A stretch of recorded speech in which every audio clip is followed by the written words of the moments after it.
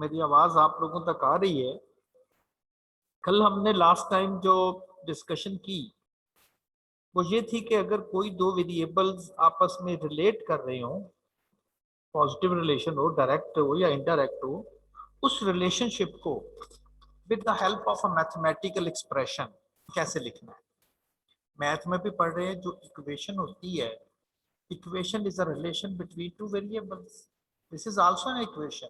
So it relate profit with the expenditure, कि अगर कोई फर्म अपनी एडवर्टीजमेंट एक्सपेंडिचर पे कितना खर्च करती है, कहता जी उस फर्म का जो प्रॉफिट है वो उसके साथ रिलेट करता है, वो उसके साथ डिपेंड करता है कि वो कितना उसके ऊपर खर्च कर रही है।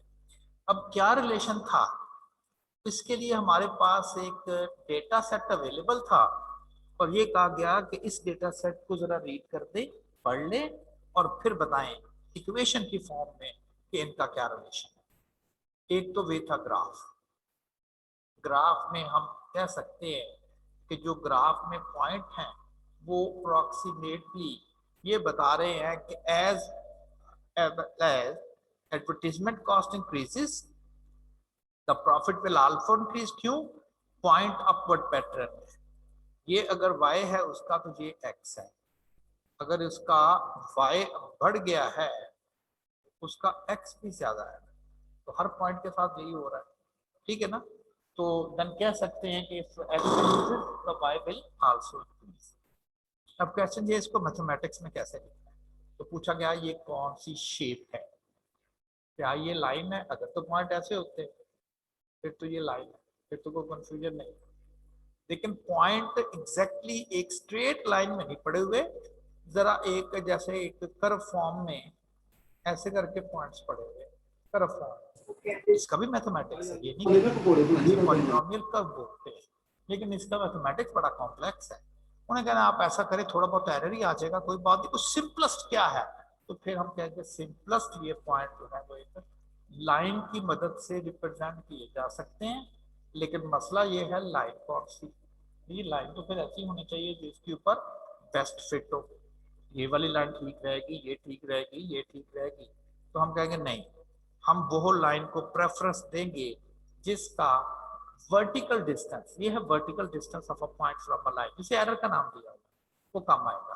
पहले सारे इससे कैलकुलेट कर ले, फिर सारे डिस्टेंस से कैलकुलेट कर ले, तो क्या ये तो बहुत लेंथी नहीं हो जाएगा? क्योंकि लाइनें कितनी ड्रॉ कर सकते हैं इसकी भी कोई लिमिट नहीं है। तो फिर एक मेथड यूज किया गया जिसे मेथड ऑफ लीस्ट स्क्वायर कहते हैं। कहता है method of least square result in a line, वो ऐसी लाइन बताएगा that minimizes the sum of squared vertical distances, यानी कि एरर को क्या कर देगा? मिनिमाइज कर देगा। नाम ही इसका लीस्ट स्क्वायर्स है। तो ये वो मेथड है जो स्क्वायर्स क्वांटिटी को लीस्ट कर देता है, कम से कम करता है, मिनिमाइज कर देता है। यही हम यूज करेंगे। उसने कहा कि अगर अच्छा भाई साहब लाइन अगर आपने ड्रॉ करनी है और बेस्ट फिट लाइन ड्रॉ करनी है, ये दो क्या गुर मुझसे ले जाओ, उससे जाके जाओ, जाके लाइन ड्रॉ कर लो, गारंटी है बेस्ट फिट लाइन ही ड्रॉ हो। कौन से दो गुर जी? उसके दो गुर उसने कहा था कि आपने किसी भी सूरत में स्लोप इस फार्मूले के अलावा किसी और फार्मूले से कैलकुलेट नहीं करनी, और इंटरसेप्ट इसके अलावा कोई और फार्मूला यूज नहीं करना। ये डेरिवेशंस के थ्रू, मैं जो यूनिवर्सिटी में एक जो मैं कोर्स टीच करता हूँ उसमें ये एलिमेंट्री चीजें हैं, उसमें हम उनको ड्राइव ये सारे फार्मूले ना प्रूफ करवाते हैं। आपको प्रूफ नहीं कराया, मैंने डायरेक्ट लिखा। मैंने कहा एक मेथड ऑफ लीस्ट स्क्वायर है, उसको सॉल्व कर कर करके एंड प्रोडक्ट ये बनी है, और आप चूंकि एंड यूजर हो, आपका काम तो उसको यूज करना है। बस ठीक है जी, आप कहते हैं हम नहीं, इससे बाज नहीं आएंगे, हम यही फार्मूला यूज करेंगे। इसे हम कहते हैं कोवेरियंस ऑफ एक्स बाय, इससे फेमिलियर है वेरियंस ऑफ एक्स। और कोवेरियंस ऑफ एक्स वाई का ये फार्मूला। वेरियंस अगर एक वेरिएबल में वेरिएशन मेजर करता है तो कोवेरियंस क्या मेजर करता है? कोवेरियंस मेजर करता है एक वेरिएबल वेरिएशन दूसरे की वजह से कितनी आ रही है। दूसरे की वजह से दूसरा चेंज होता है तो ये चेंज होता है कितनी की वेरिएशन इसे दूसरे फैक्टर की वजह से आ रही है, कोवेरियंस। ये वाला फार्मूला यूज कर ले, ये वाला फार्मूला यूज कर ले, और तीसरी ऑप्शन कोई भी ना यूज करे, कैलकुलेटर डेटा फीड करे तो आ जाएगा। मैंने मैनुअली आपको किया एक दफा ताकि थोड़ा सा आइडिया हो जाए ये कैसे कैलकुलेशन करनी है। तो पहले तो मैंने इन फार्मूलों को यूज किया और फिर मैंने अल्टरनेटिवली ये वाला जो फॉर्मूला ये भी यूज किया, तो दोनों से आंसर जो है वो सेम ही आएगा। चाहे आप देखें ना, वो भी वही आ रहा है, वो भी वही आ रहा है कैलकुलेशन, 8.33 और यहाँ पर भी 8.33। उसके बाद हमने लाइन लगा दी, कह ले जी ये लाइन लग गई। इसे हम कहते हैं एस्टिमेटेड, चूंकि मैंने सैंपल डेटा से इसको गेस किया, एस्टिमेट किया है। Regression of y on x, ये वर्ड बड़ा इंपॉर्टेंट है। आप देखें कल तो आपने इतनी बात की, आज मैंने देखो कितना उसको हाईलाइट किया हुआ था। ठीक है, आज बता रहा हूं कि इसके एक टिपिकल मीनिंग है y ऑन x। ये ऐसी रिग्रेशन है जिसमें y as a dependent variable आ रहा है और x as a independent variable role play कर रहा है। अब ये भी कह सकते हो जो यहाँ लिखा गया है वो इक्वेशन की लेफ्ट साइड पर लिखना है और जो यहाँ लिखा गया है ये इक्वेशन की राइट साइड पे, क्योंकि आज हमने ये पढ़ लेंगे, x और y भी पढ़ लेंगे, उलट कर देंगे ना हम। तो इसे हम कहेंगे एस्टिमेटेड रिग्रेशन इक्वेशन। आगे रुक जाएं, इक्वेशन को देखें, लेफ्ट पे क्या है y, राइट पे क्या है x, तो अब कंप्लीट इसका नाम बोल दे, that is y on x। ये इसका कंप्लीट में। अब जो हमने इंटरसेप्ट और स्लोप कैलकुलेट किया, मैंने लास्ट टाइम उसकी फिजिकल आपको बताया कि ये चीज जो लाइन में होती है, इसको हम लाइन का इंटरसेप्ट बोलते हैं। जैसे अगर मैं एक लाइन ड्रॉ करूं, ये अगर लाइन ड्रॉ कर देते हैं इस वक्त, जहां लाइन ने एक्स एक्सिस पे कट करना है, also Y X, sorry Y axis को भी कट करेगी, लेकिन हमें सिर्फ और सिर्फ वहां उस चीज की जरूरत है जहां ये वाई एक्सिस को कट करेगी। इसे कह देते हैं वाई इंटरसेप्ट। और इसे हम ए कैपिटल ए या स्मॉल ए जिससे मर्जी आप रिप्रेजेंट करने, ये कोई जरूरी नहीं। एक ये चीज, और दूसरी ये लाइन जो है, देखना ना, अगर मैं इसको कहूं जैसे आप एंगल बनाते हो, ये एक एंगल, इसका एंगल और बढ़ गया, इसका एंगल और बढ़ गया, इसका एंगल 90 हो गया, ये 90 से भी बढ़ गया। ये जो चीजें है ना, ये एक्स एक्सिस पे वो कितनी झुकी हुई है, इंक्लाइंड है, इसे लाइन की स्लोप बोल देते हैं। आम वर्ड है, या ये सरफेस बड़ी स्लोपी है, या ये बहुत स्लोपी है, या थोड़ी सी स्लोप है, यार ये तो फ्लैट है इसकी तो स्लोप ही नहीं, लाइक दिस वन। ठीक है ना, तो दो चीजें। और स्लोप को किससे लिखते हैं, बी से। फिर लाइन लिखने का वे है कि डिपेंडेंट को लेफ्ट पे लिख लें, इंटरसेप्ट की वैल्यू लिख दें, स्लोप की वैल्यू लिख दें, साथ एक्स। बेस्ट फिट लाइन हमने कैलकुलेट कर, अब इसकी वैल्यू भी हमने कैलकुलेट कर ली थी। इस वैल्यूज के मुताबिक जो हमारे पास y is equal to 20 plus 2x, इसमें y क्या था, फर्म का था प्रॉफिट, और x क्या था, वो थी फर्म की एडवर्टाइजमेंट कॉस्ट, कितना फर्म खर्च करती है। अब हमने इसको इंटरप्रेट करना है, इसको भी और इसको भी, हर जगह पर, चाहे वो मैथ में लाइन हो, स्टैट्स में लाइन हो। स्टैट और मैथ की लाइन का मैंने आपको लास्ट टाइम भी बता दिया कि वो एग्जैक्ट लाइन होती है, ये बस हमने खैंचतान के हमने लाइन कहा होता है। ठीक हो गया ना। अब इस स्लोप का क्या मतलब है, स्लोप का साइन आपको ये बताता है कि एक्स और वाई के दरमियान कैसा रिलेशन। अगर ये पॉजिटिव साइन है तो पॉजिटिव रिलेशन, या जिसे आप डायरेक्ट कह देते हैं। और डायरेक्ट का मतलब होता है एक वेरिएबल बढ़ेगा तो दूसरा भी बढ़ेगा।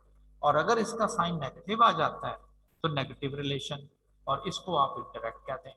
इससे मुराद होगी अगर एक वेरिएबल की वैल्यू बढ़ेगी तो दूसरे वेरिएबल की वैल्यू कम हो जाएगी। यानी कि जो लाइन जिसकी मदद से आपने उनके दरमियान रिलेशनशिप एक्सप्लेन किया है, उसमें स्लोप का कॉफिशिएंट कह रहा हूँ, इंटरसेप्ट का नहीं कह रहा, इसका नहीं मैं बोल रहा, मैं सिर्फ और सिर्फ स्लोप का कॉफिशिएंट बोल रहा हूँ। अगर वो पॉजिटिव है तो दो वेरिएबल जो एक्स वाई है उनमें पॉजिटिव रिलेशन है, अगर वो नेगेटिव है तो उनमें नेगेटिव रिलेशन है। ठीक है ना, तो ये तो हो गया उनकी रिलेशन से। अब मसला ये है कि ये टू से क्या मुराद है। हाँ जी स्लोप है, वो उसका नाम है। मैं तो उससे पूरा मुराद क्या है कि नाम बुरा के ये तो नहीं कह दिया आपने, इंटरप्रेट कर दिया। अब इसका क्या मतलब है? इसका मतलब ये है वाई विल इंक्रीज, मैंने ये साइन दे के लिख दिया, the Y will increase by कितना। अब इसको लिखना है $2 million, $2 million, क्योंकि data set millions of rupees में था, मिलियन ऑफ डॉलर। वाई क्या चीज है? अब आप इसकी जगह इसका नाम भी रख सकते हो प्रॉफिट।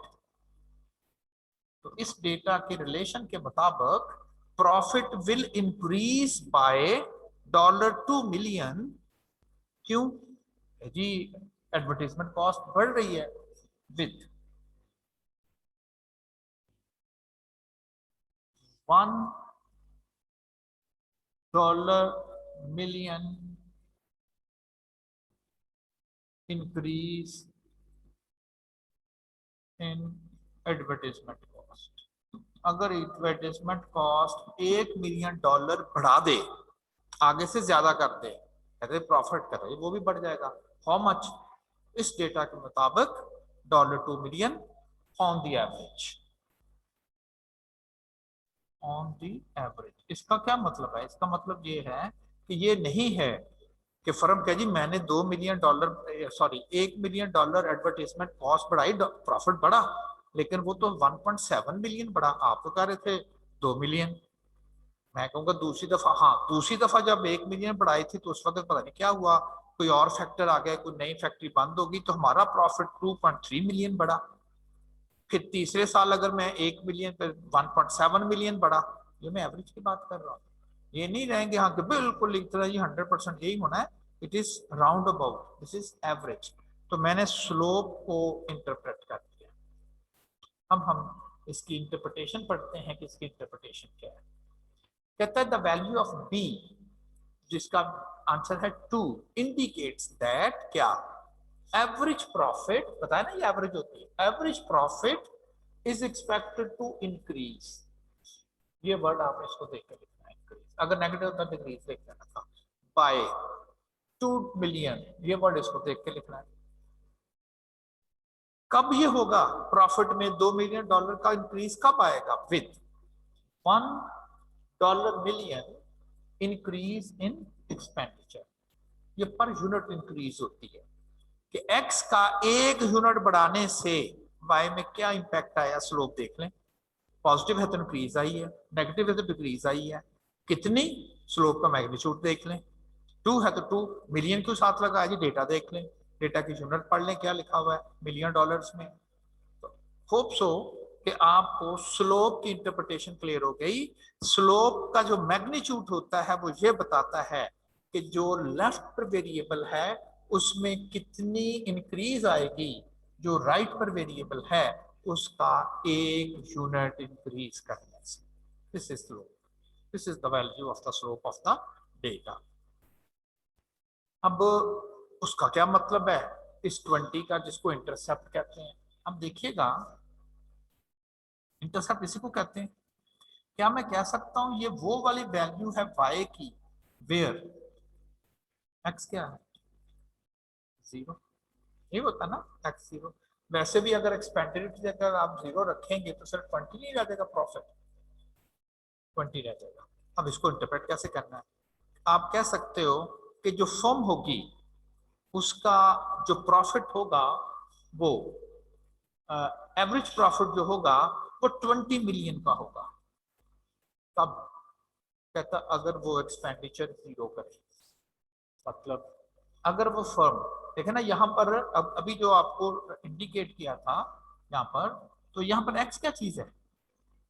एडवर्टीजमेंट कितनी वैल्यू है यहाँ पर? एक्स 0। तो आप कह सकते हो it is the value of Y where X 0। और एक्स क्या चीज है? Advertisement. When expenditure is 0, that is without expenditure. भी आप ये तो नहीं कहेंगे कि अगर कोई फर्म एडवर्टाइजमेंट नहीं करती तो उसका प्रॉफिट कहां से आ गया? भाई प्रॉफिट तो ये बिकने से आया। हाँ ठीक है बात, एडवर्टाइजमेंट से उसकी सेल ज्यादा होगी जिसका प्रॉफिट बढ़ता है, लेकिन ये तो ही मतलब कि अगर वो अपनी एडवर्टाइजमेंट करेगी नहीं तो उसकी चीज बिकेगी नहीं, तो ऐसा नहीं है। दो चीजें जनरल याद करें। वाई मैं प्रॉफिट एक्सपेंडिचर नहीं बोल रहा। The average value of y will increase by 2 when x is increased by 1 unit. मैं तरतीब भी लगा दी, मैंने पढ़ता उधर से पढ़ना स्टार्ट कर दिया। y will on the average increase by 2 unit data से देख ले, when x is increased by $1 million, 20 value of y on the average will be 20 when expenditure is 0, क्योंकि y इंटरसेप्ट होता ही ये है, ये वो y की वैल्यू होती है जहां x 0 हो जाता है। तो हमने दोनों चीजें आपको यहाँ पर इंटरप्रेट करके स्लोप भी और इंटरसेप्ट भी इंटरप्रेट करके बता दिया। ये हर जगह यही चलना है, चाहे वो आपने best fit line for stats लगाई हो या एग्जैक्ट लाइन फॉर मैथ लगाई हो, इंटरप्रिटेशन यही चलेगी और आखिर तक यही चलेगी। जी अब किसी ने क्वेश्चन मुझसे पूछना हो?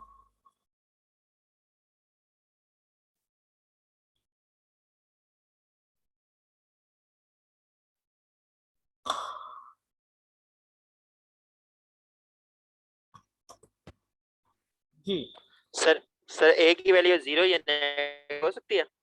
ए की वैल्यू 0 हो सकती है, जब ये लाइन ओरिजिन से पास करेगी तो ए की वैल्यू जो है वो 0 हो जाएगी। लाइक कब 0 हो जाएगी?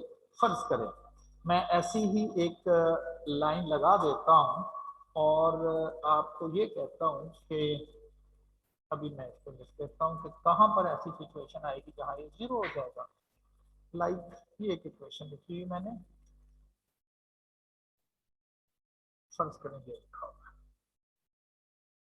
देयर इज नो, और अगर आप कहेंगे ये लाइन स्लोप तो पॉजिटिव है तो इंटरसेप्ट भी ऐसी हो गई, पास थ्रू रीजन हो गया। फर्ज करें ये आपके पास है टोटल सेल, किसी दुकानदार टोटल सेल, ये हो गया नंबर ऑफ यूनिट सोल्ड।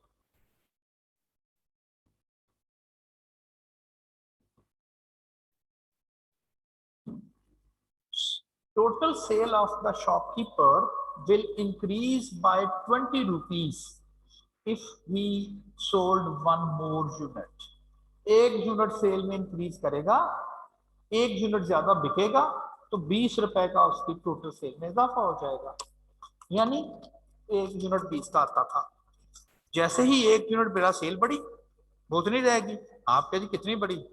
भाई स्लोप तो कहती 20 बढ़ी, एक यूनिट ज्यादा बिका, उसकी टोटल सेल में 20 का इजाफा हो गया, इंक्रीज हो गई।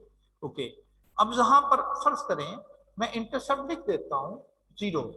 अब इसे क्या पढ़ते हैं, जब आप x को 0 करोगे तो y की वैल्यू 0 आएगी। इसको कैसे पढ़ेंगे? आप कहेंगे total sale will be 0 when 0 item sold. ठीक है ना? अगर आपने आइटम ही Yes, नहीं सेल किया तो फिर टोटल सेल 0 ही होनी चाहिए। तो कोई कंडीशन नहीं है, मैं इसको आगे भी एक्सप्लेन करूंगा कि ए और बी के ऊपर कोई कंडीशन नहीं है कि जी ये पॉजिटिव नहीं होनी चाहिए, ये नेगेटिव नहीं होनी चाहिए, ये 0 नहीं होनी चाहिए, ये plus. It may assume any value, और इसके ऊपर कोई लिमिट भी नहीं है।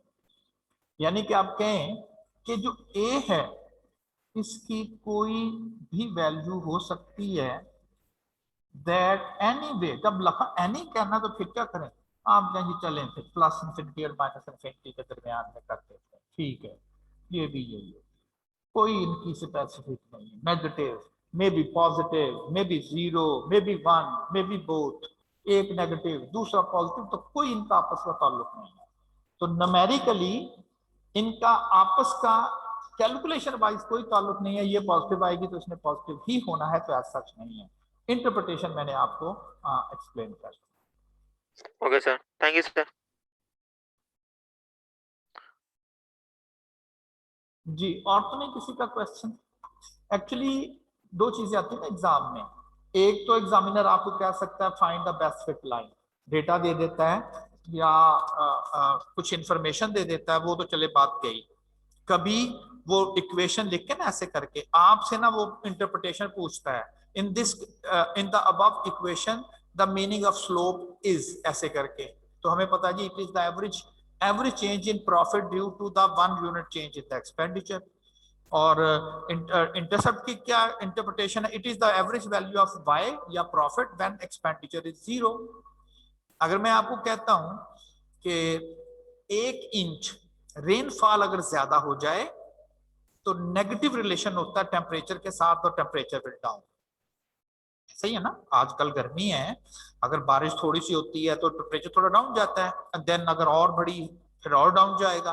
तो हम कहते हैं फर्ज करें 1 इंच में मेजर होती है ना, मिलीमीटर्स में, इंचेस में, तो इतनी अगर इंचेस में रेनफॉल बढ़ती है तो टेम्परेचर इतने डिग्री जो है वो डाउन चला जाता है। बिल्कुल सही है। अब आप कहेंगे कि जी इसका क्या मतलब होगा? तो इधर मैं अगर टेम्परेचर लिख लेता हूं, इधर फर्ज करें मैं 30 लिख लेता हूं, इधर -2 लिख लेता हूं और इधर मैं रेन लिख लेता हूं। Temperature will decrease by 2 degree when rain is increase by how much? 1। ये फिक्स 1 पर यूनिट जिसे कहते हैं ना, 1। ओके, ये तो हो गया। अब इसका क्या मतलब है? It is the value of temperature will be 30 degree if rainfall is 0। जैसे अब नहीं ना हो रही, बाहर का टेम्परेचर से इंटरसेप्ट क्या है, अब रेनफॉल 0 ना भी, तो क्या टेम्परेचर चल रहा है? महज 41 है शायद आज, या 40 होगा। अब जैसे ही होगी ये डाउन जाएगा। कितना जी? ये अब डिपेंड करेगा कब। अगर हम डेटा ले लें किसका? डेली टेम्परेचर वर्सेस रेन का, फिर ही बताएंगे ना, डेटे के बगैर तो नहीं बता सकते कि जी क्या फर्क पड़ेगा अगर रेन 1 इंच बढ़ेगी तो डाउन कितना जाएगा। आप कहेंगे प्रीवियस डेटा लेकर आए जरा। जैसे हमारा जो यूनिवर्सिटी में एक पूरा डिपार्टमेंट है हाइड्रोलॉजी का, उसका काम ही ये है कि वो टेम्परेचर ताकि फार्मर्स को बताए कि भाई ये अगले 7 दिनों में ये हाल चलना है और ये वो सारा कुछ। तो वो टेम्परेचर्स नोट करते हैं डेली के, जब बारिश होती है फिर भी वो नोट करते हैं कितनी बारिश हुई, कितना टेम्परेचर था। इस तरह से मॉडल बनते हैं। ये जो आपका इंटरनेट पे नहीं आता रेन फोरकास्ट, आज 80% चांस है, 30% चांस है, 4% चांस है, ये कैसे पता चल गया? ये आल्दो बड़े सोफिस्टिकेटेड और एडवांस लेवल के मॉडल हैं, लेकिन बेस कंसेप्ट उनका यही है। वो रिलेशनशिप बना लेते हैं और उसके बाद क्या देते हैं, इतने परसेंट ये प्रेडिक्शन कर दें, इतने परसेंट प्रेडिक्शन रेन प्रेडिक्शन कर दें। इसकी कुछ प्रॉपर्टीज भी है। एग्जाम में प्रॉपर्टीज तो आती हैं, प्रूव करना नहीं आता। आप उसको ज़ाहिर रटा लगा के याद कर देंगे, तो क्यों रटा लगा के याद करना? एक दफा जरा समझ लें फिर रटा लगाना आसान हो जाता है। ऐसे ही है ना, कि बजाय इसके कि पता नहीं ये लफ्ज आना था कि ये लफ्ज आना था, वो कॉन्सेप्चुअल सी चीज ज़हन में होगी ना, तो देन आपको ना भी वर्ड्स एग्जैक्ट याद हो, पता होता है इसको कहना क्या है। पहली प्रॉपर्टी ये है कि सम ऑफ एरर्स का जो सम है इज ऑलवेज इक्वल टू 0। किसकी है ये प्रॉपर्टी? अगर लाइन बेस्ट फिट लाइन है, अगर लाइन आपने जो लगाई है वो बेस्ट फिट के फार्मूले यूज किए हुए हैं, यानी कि मेथड ऑफ लीस्ट स्क्वायर के फार्मूले यूज किए हुए हैं, तो तब अगर आपने लाइन लगाई है और उससे एरर कैलकुलेट किया है। सबसे पहले तो जरा एरर की डेफिनेशन तो पढ़ लें। एरर की डेफिनेशन, फर्ज करें ये आपके वो स्कैटर्ड से पॉइंट थे ऐसे करके, और आपने बेस्ट फिट लाइन इसके ऊपर लगा दी जिसकी इक्वेशन थी 20 + 2x। मैं ये भी बता देता हूं कि अगर best fit line equation draw कैसे करते हैं, मैंने ड्रॉ तो ना आपको करवाई, मैंने तो इक्वेशन फाइंड कराई थी 20 + 2x, और कह दिया ये बेस्ट फिट लाइन है जिसकी इंटरसेप्ट 20 या स्लोप 2x है। आपको मैंने ड्रॉ नहीं करना सिखाया। एक्चुअली एग्जाम में तो ज़ाहिर है कि ग्राफ है तो है नहीं, लेकिन आपको कम से कम पता जरूर होना चाहिए। फॉर द टाइम बिंग मैं सपोज कर रहा हूँ आपको लाइन ड्रॉ करनी आती है, वो ड्रॉ कर भी देते हैं, आपको ड्रॉ करनी आती है। तो ये हो गया y, और इस लाइन से जो भी पॉइंट आप गेट करेंगे उन्हें हम कहते हैं फिटेड वैल्यूज या एस्टिमेटेड वैल्यू ऑफ y। मैंने लाइन से कैलकुलेट की, इसे हम कहेंगे ऑब्जर्व्ड वैल्यूज ऑफ y, इसे हम कहेंगे एस्टिमेटेड वैल्यू ऑफ y। चलें पहले ये तो कैलकुलेट कर लें कि ये एस्टिमेटेड वैल्यू क्या मैंने पीछे कहीं बताई है? एक मिनट मुझे चेक कर लेने दें। नहीं, आई डोंट थिंक सो। ठीक है, एस्टिमेटेड वैल्यू कैसे कैलकुलेट करनी है, प्रॉफिट कैसे एस्टिमेट करना है, इस बेस्ट फिट लाइन से एक्सपेंडिचर की वैल्यू रखते जाएंगे, प्रॉफिट एस्टिमेट होता जाएगा। ये वही बात है जब आप कह देते हो जी कि 20 + 2x, और अगर मैं आपको find the value of y when x is 2, कर नहीं लेंगे, यही कह रहा हूं। अच्छा, अब चूंकि यहां दो चीजें आनी है, एक आप y जो है जिसे मैं प्रॉफिट कह रहा हूं वो आपका ओरिजिनल डेटा था प्रॉफिट, और एक आपको बेस्ट फिट लाइन कहती है कि भाई जो तुम्हारे इतना खलारा डाला हुआ है, मैंने वो सारा खलारा आपको समेट के इसमें रख दिया है, ये लो, ये तुम्हारा सारा खलारा मैंने समेट के ना इसके अंदर कंपोज करके रख दिया, 20 + 2x में रख दिया है। कहते जी एग्जैक्ट है ये चीजें, नहीं नहीं इसमें एरर भी है क्योंकि लाइन सीधी नहीं थी। अगर हम समझते हैं कि हम ओरिजिनल वैल्यू मेरे पास है, देखिए फर्ज करें मेरे पास किसी की कोई चीज, गुमी हुई चीज आ जाती है, मैं उसको अपने हाथ में बंद कर लेता हूँ, वो कहता मेरी है, मैं कहता हूँ निशानी बताओ, वो निशानी बताता है कि जी उसका कलर या उसके ऊपर ये ऐसे करके निशान, हो सकता है वो एग्जैक्ट ना बताए लेकिन वेरी मच क्लोज, वो 10 निशानियां बताए, उसमें कोई 8-5 ठीक हो, कोई 2-4 करीब हो, तो मैं तो नहीं कहूंगा नहीं नहीं ये आपका नहीं है कि जी तुमने 10 की 10 एग्जैक्ट क्यों नहीं बताई, एक में तो मुझे 2-4, तुमने कहा था उसके ऊपर 3 स्पॉट है, और से देखो तो 4 है, तो ऐसा नहीं है ना बहाल। तो फिर एरर कौन सा होता है, एरर होता है वर्टिकल डिस्टेंस, ये वैल्यू है y, ये, और इस x के अगेंस्ट, इस x के अगेंस्ट वैल्यू y है 31, और अगर आप लाइन से कैलकुलेट करेंगे तो लाइन कहती है 30, तो लाइन कहती है 30 है 31 के करीब है ना, कितना क्या एरर है 1 का, तो एरर की डेफिनेशन क्या होगी, y माइनस y है, ओरिजिनल वैल्यू ऑफ y और फिटेड वैल्यू ऑफ y, ये कहां से लेनी है, ये बेस्ट फिट लाइन से कैलकुलेट करनी है। कैसे करनी है, बड़ी सिंपल है, इस तरह से फर्ज करें अगर मैं बेस्ट फिट लाइन मैंने लगाई हुई है 20 + 2 और x की जगह 5 कर दे, 10 क्या आंसर आएगा 30, ले 5 रखेगा तो फिटेड वैल्यू 30 आएगी, एक्चुअल कितनी थी 31, वो जादूगर बॉक्स से पूछा, बेस्ट फिट लाइन वाले बॉक्स से, अंदर से आवाज उसने दी 30, उसने डेटा भी नहीं देखा, वो कहा डेटे से मैंने बनाया हो फिक्र ना करो, हम कहेंगे जी करीब करीब है ठीक नहीं है, वो कहता है एरर है पर ठीक है, ओके। अब इसकी फिटेड वैल्यू कैलकुलेट करनी हो, इसे फिटेड वैल्यू भी कहते हैं या एस्टिमेटेड वैल्यू भी कॉल करते हैं।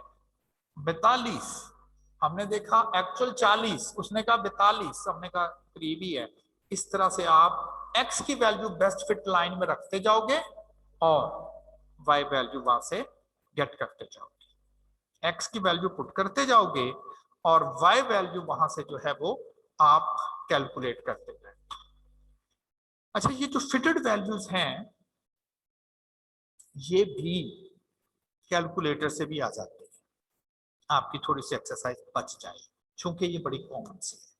यानी कि अब कैलकुलेटर ने क्या करना है, उसने ना एक बेस्ट फिट लाइन लगा के ना आपको ए बी की वैल्यू दे देनी है, आप कहेंगे इतनी हिम्मत कर दी तुमने ए बी की वैल्यू बताया, तो लान की इक्वेशन तुम्हारे पास पड़ी हुई है, कैलकुलेटर कहता पड़ी हुई क्या करना उसका, आप कहते हो भाई मुझे वहां से फिटेड वैल्यू निकाल के देंगे, कहता हाँ दे देंगे, आप एक्स बताओ मैं तुम्हें फिटेड वैल्यू बताता हूँ, कहां से, उस लाइन से, मैनुअली कैसे करना वो मैंने बता दिया, सिंपली बेस्ट फिट लाइन जो 20 + 2x है उसमें x की वैल्यू 5 रखेंगे फिटेड वैल्यू 30 बाहर आएगी, x की वैल्यू 11 रखेंगे फिटेड वैल्यू 42 बाहर आएगी।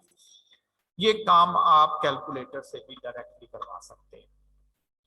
पहले ऑब्वियसली आपको डेटा फीड करना ही पड़ेगा क्योंकि उसके पास देखें, उसके पास अब ए और बी की वैल्यू नहीं है, कल थी, कल जब हमने उसे फीड किया था डेटा, अब तो नहीं है ना, तो पहले तो एक डेटा फीड होगा ताकि उसमें हम वैल्यूज प्लेस कर सके, तो कोई बात नहीं हम डेटा फीड कर लेते हैं ताकि आपको जरा प्रैक्टिस भी हो जाए। 2 पे जाना है ना, एक्स वाई आ गया, अब यहाँ पर एक वैल्यू उसके पास है 5, देन 11, 4, 5, 3 and 2,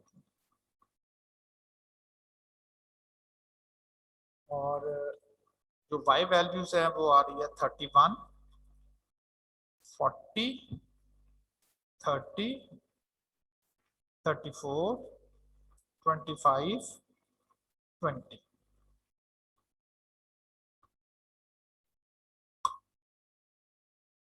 अच्छा जी, ये जो वैल्यूज हमारे पास हैं तो 5 x की 11 5 11 then 5 सॉरी 5 11 4 मिस्टेक हुई, मैं ठीक कर रहा हूँ इसको 4 5 11 4 then 5 then 3 2 3 और 2 ठीक हो गया। शिफ्ट 1 इसको सेव कर लिया, शिफ्ट 1 डेटा देख लेते हैं दोबारा, ठीक ही है। 5 11 4 5 3 2 4 5 3 2, ये तो ठीक है। और अब अगर इसको चेक करें तो 20 25 34 30 40 31, ये ठीक है। आप बेस्ट फिट लाइन लगाएं या यानी कि चेक करें ना करें, शिफ्ट 1 इसको स्केप करेगा और शिफ्ट 1 क्या आ रहा है 5 ए आंसर 20, ठीक है, ये ठीक है। 2 आना चाहिए।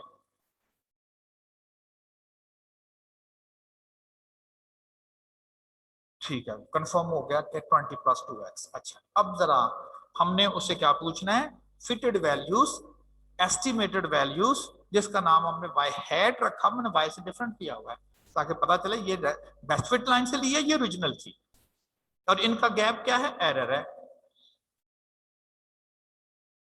शिफ्ट 1 5, ये देखो क्या लिखा हुआ, हैड डाला हुआ, अजीब सा लग रहा था यार, हैड इसका थोड़ा सा ऊपर कर देंगे ना तो ये क्लियर हो जाएगा। 5 आप उसे बताओ क्या कह रहे हो, कहता वाई हैड बताओ, कहता बताता हूँ, एक्स तो बताओ ना।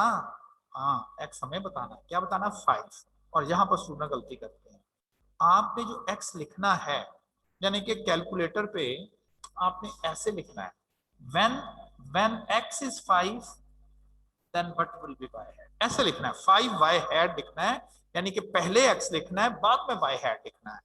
तो चूंकि ये अब हमें पता है कि जी पहले हमें x लिखना था फिर y हैड लिखना था, तो मैं जरा इसको क्लियर करके पहले 5 लिख लेता हूं और फिर कैलकुलेटर पे जाके और यहां से y हैड लिखा गया। अब जरा प्रेस करके कहता 30, ठीक है, ठीक है, ये 30 ही है। ये तो पहली फिटेड वैल्यू आ गई 5 के अगेंस्ट। अब 11 के अगेंस्ट, 11 के अगेंस्ट फिटेड वैल्यू, 11 के अगेंस्ट फिटेड वैल्यूज 5 5, ओह भूल गया, 11 पहले लिखना था, यही बताया ना आपको, आपको बता दिया, खुद मैं भूल गया, कोई बात नहीं। इस कर्सर को वाई हैड के पीछे ले जाएं, वो जा सकती है, लेफ्ट एरो आ गई, लिखते कोई मसला नहीं, 42, तो दोनों तरफ से ठीक है। पहले अगर आपने लिख के वाई हैड लिख लिया तो ठीक है, गलती से वाई हैड लिखा गया कोई बात नहीं, इसकी बैक पे चले जाएं और जाके लिख लें।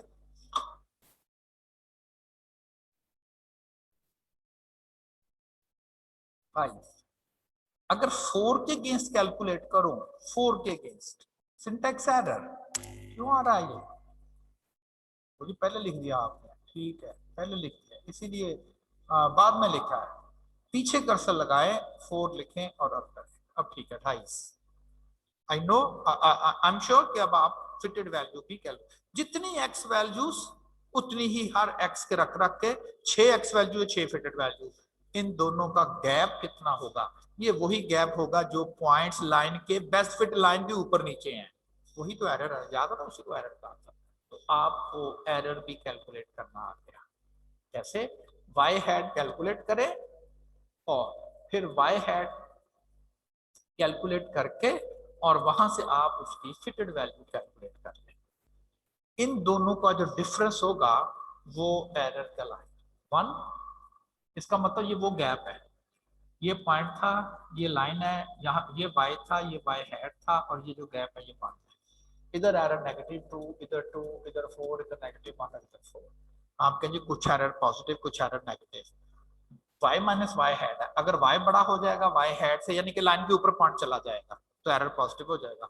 अगर जो पॉइंट लाइन से नीचे रह जाएंगे वो एरर नेगेटिव दे देंगे। तो देखें कुछ एरर पॉजिटिव है कुछ नेगेटिव। सम किया, आप कहेंगे by chance zero, not always zero, always zero. ठीक है, रखनी हमें प्रॉपर्टी याद है कि जी क्या है, एरर का सम बेस्ट फिट लाइन से ऑलवेज जीरो होता है, सिर्फ बेस्ट फिट लाइन से, ऑल लाइन से नहीं। अच्छा मैंने क्या किया, मैंने जरा कंपैरिजन के लिए मैंने कहा कोई और लाइन ले लो, चलो उसका मैंने इंटरसेप्ट बदल दिया, उसका वो 20 पे जाके कट करता था, ये 10 पे कट कर गया, चाहे स्लोप सेम है, भी है तो लाइन ही ना, 20 plus 2x is also line, लेकिन बेस्ट फिट नहीं है, क्योंकि बेस्ट फिट होती तो इसकी जो स्लोप थी वो डिफरेंट थी और इंटरसेप्ट इसका जो है वो डिफरेंट था, तो बेस्ट फिट नहीं है तो लाइन ही। अब जरा मैंने क्या किया, मैंने इससे फिटेड वैल्यू जरा कैलकुलेट की। कैसे, x की जगह 5 रखा, 5 2 10, 10 प्लस 10 20, तो पहली फिटेड वैल्यू अदर लाइन की फिटेड वैल्यू 20 आ गई।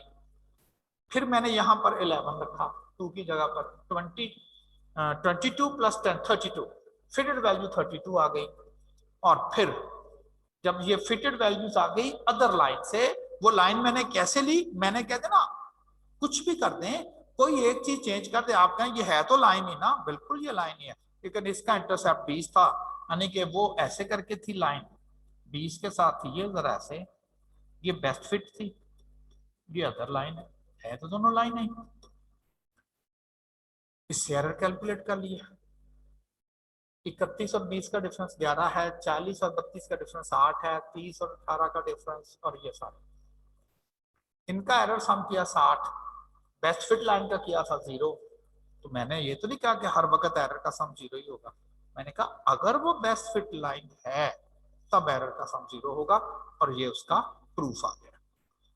अच्छा, इसी के नीचे मैंने लिखा हुआ है सम ऑफ ऑब्जर्व्ड वाई, ये है ऑब्जर्व किए थे जो आपने 180, एंड फिटेड वाई जो बेस्ट फिट लाइन से आपने कैलकुलेट की 180, वो भी जरूर इक्वल होंगे, तभी एरर 0 आता है, तभी एरर 0 आता है। यानी कि जो ओरिजिनल वैल्यूज का सम और फिटेड वैल्यूज का सम बराबर होंगे। कौन सी फिटेड वैल्यू, जो बेस्ट फिट लाइन से ली गई हो, जिसका नाम ही लीस्ट स्क्वायर लाइन है। यहां से क्या फिटेड वैल्यू का सम 120 है, ओरिजिनल वैल्यू का सम 180 है, बराबर क्यों नहीं आ रहा है भाई, वो बेस्ट फिट लाइन ही नहीं है, ना एरर 0 आएगा ना ये सम्स बराबर आएंगे। हाँ जी, क्लियर हो गया पॉइंट। ये तो थी इसकी first property. Second, sum of squared error is minimum, याद करें स्टार्ट भी यहीं से लिया था, स्क्वायर्ड करके एरर का सम जो होगा वो कम होगा, मैंने कहा कितना होगा, कम होगा। कहता अच्छा कम होगा, गारंटी गारंटी, क्या करें, इस एरर को स्क्वायर करके सम करें जरा, 1 का स्क्वायर नेगेटिव 2, 2 का स्क्वायर 4 का स्क्वायर नेगेटिव 1 और 45, कम है, कम ही तो है। आपने कहा सर ये तो इतना ज्यादा होता 42, भाई किससे किससे कंपेयर कर रहे हो, हाँ कंपैरिजन तो मेरे पास दूसरी चीज ही कोई नहीं थी, तो मैंने कहा जरा अदर लाइन से ये काम करके देखते, चलें जी अदर लाइन से भी एरर स्क्वायर कर देते हैं। कितना 642, इसका कितना 42, कौन कम, ये कम, सर वो अदर लाइन में कोई और चीज ले लें, कोई और ले ले, बदलनी है ना, लाइन ही बदलनी है ना, तो आप क्या करें, आप 20 प्लस 1.5x कर दें, चले बदल गई, क्योंकि 2 वाली बेस्ट फिट थी, कोई एक चीज बदल दी, लाइन बदल, इससे कर लें, जिससे मर्जी करते जाएं। देखें जब थ्योरी प्रूफ होती है ना, थ्योरम प्रूफ होता है ना, तो फिर हम इस तरह से इंडिविजुअली नहीं कर करके देखते कि कौन सही है कौन गलत है। तो सेकंड प्रॉपर्टी भी यही थी कि if we square the error and sum it, answer will be minimum if the errors is calculated from the least square line or the best fit line, तो sum of squared error is minimum, और होंगे भी positive.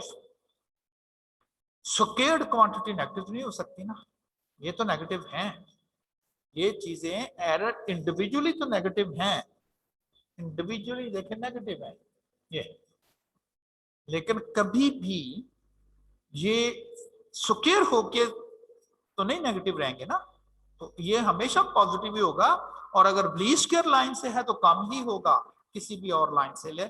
Other line कैसे रही, comparison के लिए कहा यार कोई लाइन ले आओ, कुछ चीज बदल दो उसकी लाइन बदली जाएगी, ले आओ इसी ले आओ, कंपैरिजन तो करे ना, तो कंपैरिजन हो गया। तीसरी, least square line always passes through the mean of the data. Line बेशुमार पॉइंट से गुजरती हैं, ये मैथ में भी पढ़ाया आपको। Infinite points on a line होते हैं, लाइन के ऊपर बेशुमार पॉइंट्स होते हैं, लेकिन एक चीज कंफर्म है कि जो लीस्ट स्क्वायर लाइन होगी वो डेटे का जो मीन होगा उससे जरूर गुजरेगी। अब सबसे पहले तो ये हो, चेक करना हो कि क्या कोई पॉइंट किसी लाइन के ऊपर आ रहा है कि नहीं, वो कैसे चेक करते हैं। इक्वेशन मेरे पास है,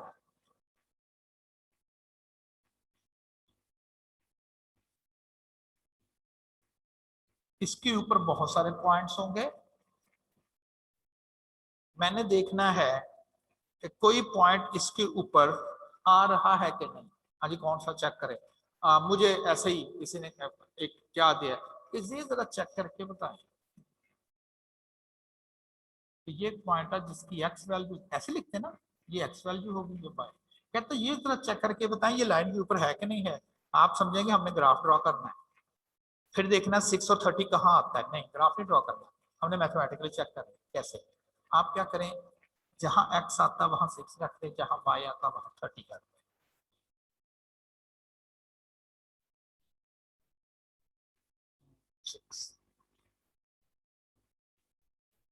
क्या ये दोनों बराबर है? नहीं, यानी कि ये इसका सोल्यूशन नहीं है, ऐसे कहते हैं, ये इसका सोल्यूशन ही नहीं है। हर वो पॉइंट जो लाइन के ऊपर है वो उसका सोल्यूशन, याद है ना। और सोल्यूशन क्या होता है, उसको सेटिस्फाई करना चाहिए, राइट लेफ्ट साइड बराबर होनी चाहिए, सिंपल इज दैट। कोई भी पॉइंट चेक करना हो कि लाइन के ऊपर है कि नहीं है, या चेक करना हो कि वो इस लाइन का सोल्यूशन है कि नहीं है, उसकी वैल्यू पुट कर दें एक्स वाई की जगह, अगर राइट लेफ्ट साइड बराबर हो जाए तो वो पॉइंट लाइन पर है, नहीं हुए तो नहीं है। अब वो क्या कहता है, कहता है ये जो बेस्ट फिट लाइन है ना 20+2x, ये मीन से जरूर गुजरेगी। चेक करें इसको। चेक करने के लिए आप क्या करें, डेटा का मीन ले लें। डेटा उसमें दो वैल्यूज हैं, मैं दोनों का मीन ही कह रहा हूँ ना। इस x का जब हम मीन देंगे 1 2 3 4 5 6, इसको 6 पे डिवाइड करेंगे तो ये 5 आएगा, इसको 6 पर डिवाइड करेंगे तो ये 30 आएगा। तो फिर डेटे का मीन क्या बन गया, 530। ऐसा समझ लेना, ऐसे करके लिख दें, this is the mean of the data, जिसमें x का भी मीन और y का भी मीन, ये 5 और 30। और कह रहे हैं कि ये जो 5 और 30 वैल्यूज हैं जो कि डेटा का मीन है, ये बेस्ट फिट लाइन पर जरूर लाई करेगा। चेक कर दें तो कर दें।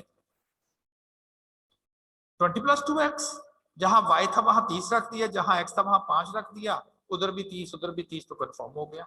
इसका ये मतलब है, बड़ी इंपॉर्टेंट प्रॉपर्टी है, अक्सर एग्जाम में आती है कि there is no guarantee the least square line passes through how many points, we don't know, no guarantee how many, we don't know, but one point is confirmed, and which one, mean of the data, वो confirm है।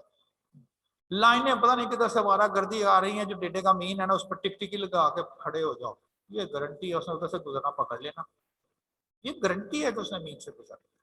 तो ये 3 properties हैं best fit line की। कोई question है तो आप मुझसे पूछें। आप ये करनी आपने याद ही है, एग्जाम में नहीं आएगा prove that prove that prove that, आप समझ रहे हैं, वो शायद जैसे मैंने की है, आपने सर हमने टाइम तो जाया किया, मैंने कहा चलो आपको रट्टा लगाने में आसानी हो गया। जब चीज समझ आ जाए ना तो फिर याद रखना आसान हो जाता है। वैसे क्या याद कर लें, sum of error is always zero, sum of squared error is always minimum, and the least square line passes through mean of the data. लेकिन आई होप कि अब आपको इसकी बैक पे चूंकि मीनिंग भी समझ आए तो रटा भी आपका बड़े आराम से लग जाएगा, याद हो जाएगा, आप कंफ्यूज नहीं करोगे। इसलिए कि एग्जामिनर थोड़ा भी इधर उधर अल्फाज बदले गड़बड़ करे, आपने कहा नहीं कॉन्सेप्चुअली पता क्या चीजें, अब बदलो तो सही, हम जानते हैं इस चीज को, पकड़ लेंगे आप। अच्छा जी, इसी के ही रेलेवेंट कॉन्सेप्ट है। मैं बजाय इसके कि मैं थ्योरी पढ़ूं, मैं उसको वैसे जरा थोड़ा एक्सप्लेन कर देता हूं कि थ्योरी पढ़ के तो बाद में भी पढ़ी जा सकती है, याद करना या पढ़ना फिर आसान हो जाता है। हमारे पास एक्चुअली मुख्तलिफ डेटा वैल्यूज थी, ऐसे करके, और ये थी पाई। मैंने इनमें बेस्ट फिट लाइन लगा दी, 20 + 2x। अब जरा नोट कीजिएगा, ये जो डिस्टेंस था इनको हमने एरर का नाम दिया हुआ था। हर जगह एरर सेम है? बिल्कुल नहीं, कुछ पॉइंट्स लाइन के करीब है, कुछ पॉइंट्स लाइन से दूर है। मैं कह सकता हूँ इनमें वेरिएशन है। अब है ना, एक्चुअली तीन चीजें हो गई, एक्स में वेरिएशन है, वाई में भी वेरिएशन है, एरर्स में सारे एरर सेम ही है। चेक करें, नहीं, एक 1 है, एक -2 है। प्लस माइनस का तो पता चल गया ना, ऊपर नीचे है, लेकिन मैग्नीट्यूड से पता चल गया, जैसे ये एरर लाइन से काफी दूर होगा, नजर भी आ रहा है। एक्चुअल वैल्यू 30 थी, वो लाइन कह रही थी 34 थी, 34 का एरर है। ये करीब होंगे, ये देखिए, ये दूर होगा। तो ऐसे ही है, कुछ पॉइंट्स लाइन के करीब है, कुछ दूर है। कहता है इनकी अगर वेरिएशन मेजर करनी हो एरर्स की, कहां से? कोई वेस्टफिट लाइन से। ठीक है, मेजर कर देंगे। इसी के लिए हम ये कैलकुलेशन करते हैं। क्या वर्ड बोलते हैं आप सिंपल ये समझो, एस वेरिएंस को कहते हैं। एक्स लिख दिया तो एक्स का वेरिएंस, वाई लिख दिया तो वाई का वेरिएंस, और अगर नहीं लिख दिया तो ये वेरिएंस ऑफ एरर। सब स्क्रिप्ट में, नोटेशन में अगर 3-3 4-4 वेरिएबल आ जाए एक ही जगह पर, तो फिर हम साथ साथ लिखते जाते हैं कि वेरिएशन मेजर करने के लिए वेरिएंस। ये पता नहीं चल रहा है एक्स का, वाई का, तो क्या तीसरी चीज भी एरर आ गई है तो किसका, साथ सबस्क्रिप्ट में लिख दिया, तो इसे क्या बोलते हैं? Variance of error. ठीक हो गया? इसको क्या कहेंगे? Standard deviation of error. आपने बिल्कुल सही कहा, लेकिन जरा लिटरेचर में जो जो लफ्ज है हम उसको फॉलो कर लेते हैं। इसे स्टैंडर्ड डेविएशन ऑफ, बिल्कुल एरर करने में कोई हर्ज नहीं है भी ये, लेकिन इसे कह दिया जाता है standard error of estimate instead of standard deviation. ऐसे पढ़ा जाएगा standard error of estimate. Simple कि आप वेरिएंस ऑफ एरर कैलकुलेट करें, तो ये क्या है? Variance of error. और इसका स्क्वायर रूट ले दें तो स्टैंडर्ड डेविएशन ऑफ एरर की बजाय क्या लिख दिया मैंने? Standard error of estimate. ये तो होगी एक बात। कहता जी कैलकुलेट कैसे, क्या करता क्या है? कहता measures the variability, variation measure करता है किसकी? Of observed points. Observe by, कहां से? About the line. हाँ, लाइन से। अगर जो जो होता ना वेरिएंस ऑफ एक्स, वो किसकी वेरिएबिलिटी मेजर करता जी? एक्स की। याद है कहां से? एक्स की, एक्स बार से, एक्स के मीन से। ऐसे ही है ना?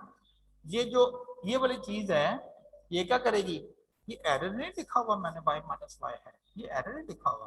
कहता ये जो y की वेरिएशन आएगी बेस्ट फिट लाइन से, जिसे एरर कहते हैं, कहता ये उसको कैलकुलेट करेगा। बिल्कुल सही है। कहता है अगर वेरिएशन स्मॉल होगी तो क्या मतलब है? A small variation indicates that all the points are close to the line. जितनी ये वेरिएशन कम होगी, पॉइंट्स लाइन के और करीब होंगे, और अगर ये स्टैंडर्ड डेविएशन का आंसर 0 आ गया, सारे पॉइंट लाइन पर आ जाएंगे, वो मैथ वाली लाइन बन जाएगी। सारे के सारे पॉइंट्स जो हैं वो लाइन पर आ जाएंगे। अब कैलकुलेट कैसे करना? बड़ा सिंपल है। क्या करें? एरर कैलकुलेट करके उनको स्क्वायर सम कर लें। ये लिखा हुआ है 45 आयत में, याद है ना? 45 आयत। इससे डिवाइड करना n-2 से। n से क्यों नहीं? बाकी वेरिएंस में तो n से करते हैं, इसमें n - वो खास रीजन? जी, खास रीजन। क्या खास रीजन? अभी आपने समझ आएगी जब मैं अनबायस्ड और बायस्ड के वर्ड्स पढ़ाऊंगा जाके सैम्पलिंग में, कोई 20 लेक्चर के बाद शायद, तो मैं ज्यादा कंफर्टेबली वहां पर बता सकूंगा कि why it is n-2, why not it is just n। तो ये n-2 तो आ गया 10⁵5 स्क्वायर रूट एरिया 3.24। ये आपको एक एवरेज सी वेरिएशन बता देती है कि कोई पॉइंट लाइन के करीब, कोई पॉइंट लाइन से दूर। कहता है जी ऑन दी एवरेज इतनी वेरिएशन है, कितनी? 3.24। जितनी ये वेरिएशन यानी कि स्टैंडर्ड एरर ऑफ एस्टीमेट का आंसर कम होगा, points are close to the line, और अगर इसका आंसर 0 आ जाए, points are exactly on the line. इसको क्या कहते हैं? कहता कितने का रिलायबल है? अब पे पढ़ रहा हूं। कहता तो observed value of X Y do not all follow the regression line, yes we know, but the scattered away from it, जी हमें पता होता है कि वो लाइन के ऊपर नहीं है, इर्द गिर्द भी कहीं है। कहते द डिग्री ऑफ स्कैटरनेस, कितनी की वो स्कैटर्ड है, of the observed values on the regression line is measured by what is called standard error of estimate. ये एग्जाम में क्वेश्चन आया था कि standard error estimate measures what, और नीचे कुछ क्वेश्चन लिखे हुए थे। It measures the variability of errors, ये भी ठीक है। It measures the variability of y values from line, line से वेरिएशन में ही कर रहा था ना, ये लाइन थी, ये पॉइंट थे, कहां से वेरिएशन? आपस में तो लाइन से। ये तो standard error of estimate measures the variability in the error कहते हैं। Standard error estimate measures the variability of y values from best fit line. Small value indicates points are close to the line, and if there are large variation, it means some of the points are very much close and some of the points are far away from the line, because this number indicates there are much more variation in the data. तो एक तो आपको standard error of estimate की definition पूछ सकता है कि जी आप बताएं कि ये क्या बताता है, तो ये variation of y value from specific line बताता है या ये वेरिएशन ऑफ एरर बताता है। और ये भी क्वेश्चन एक दफा एग्जाम में आया था कि इसकी स्मॉल वैल्यू क्या इंडिकेट करती है? It will indicate points are close to the line. अब हम नहीं बता रहे कितना क्लोज, बस क्लोज है जी इसकी स्मॉल वैल्यू, और जितनी इसकी वैल्यू लार्ज होती जाएगी इसका मतलब पॉइंट्स बहुत ज्यादा लाइन के स्कैटर्ड फॉर्म में लाइन के ऊपर नीचे जो है वो आ रहे हैं। ये जो एक जरा डेटा अगर देखें आप, ये वाला देखिए, इसमें जो इसको हम कहते हैं डिपेंडेंट वेरिएबल, याद है इसका नाम क्या है? Response variable. इसे भी स्टडी वेरिएबल कहते हैं। स्टडी वेरिएबल इसका हम इसी में इंटरेस्ट थी हमारी कि क्या प्रॉफिट में चेंज आ रही है एक्स की वजह से। तो हमारा जो स्टडी वेरिएबल था वो प्रॉफिट की चेंज थी, किसकी वजह से आ रही थी, वो इन्फ्लुएंस कौन कर रहा था, वो एक्स कर रहा था, उसकी वजह से देखना था। अब देखें इस दो रीडिंग्स में वेरिएशन आ रही है, चेंज है ना, सेम तो नहीं, 31-40 पे चले गए, 40 में फिर वेरिएशन 30 पर आ गया।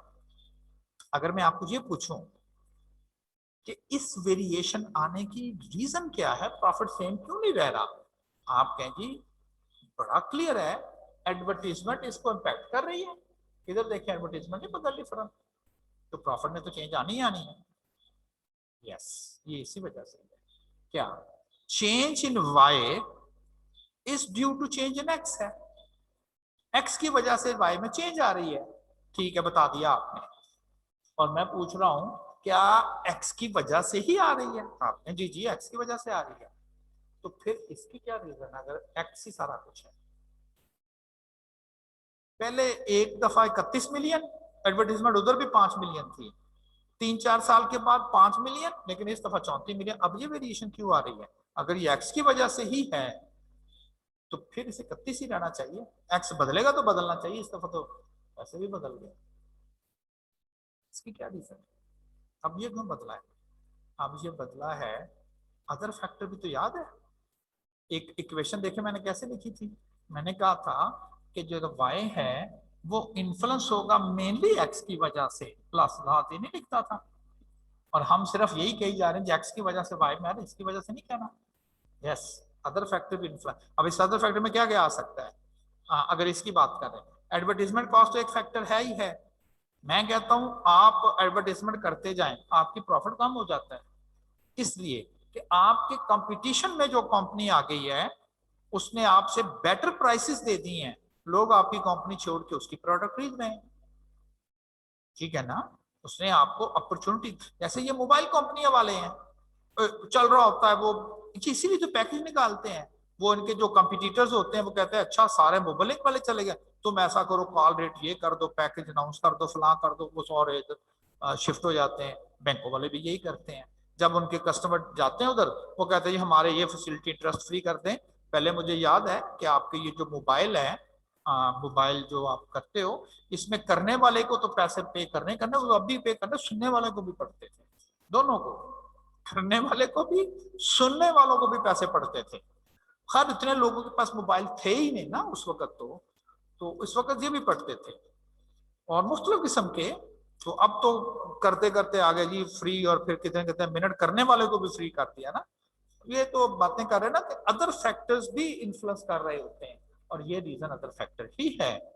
अगर कॉस्ट में, एडवर्टीजमेंट कॉस्ट में आप चेंज ही नहीं कर रहे, तो अब इसका फैक्टर आप तो क्लियर हो गया कि रिस्पॉन्स या स्टडी वेरिएबल में जो वेरिएशन है वो सारी की सारी टोटली एक्स की वजह से नहीं है, वो अदर फैक्टर की वजह से। कहता है इनको अलग-अलग किया जा सकता है कि टोटल वेरिएशन कितनी आ रही है, उनमें से अदर की वजह से कितनी आ रही है, और एक्स की वजह से बिल्कुल किया जा सकता है। यही तो हमारा नेक्स्ट टॉपिक है, क्या पार्टीशनिंग ऑफ, पार्टीशन कर देना, स्प्लिट कर देना ऑफ वेरिएशन इन डिपेंडेंट, कि डिपेंडेंट वेरिएबल में जो वेरिएशन आ रही है उसको जरा अलग-अलग कर दें, क्या एक्स की वजह से कितनी आ रही है। जो वेरिएशन एक्स की वजह से आएगी उसको कहते हैं एक्सप्लेन।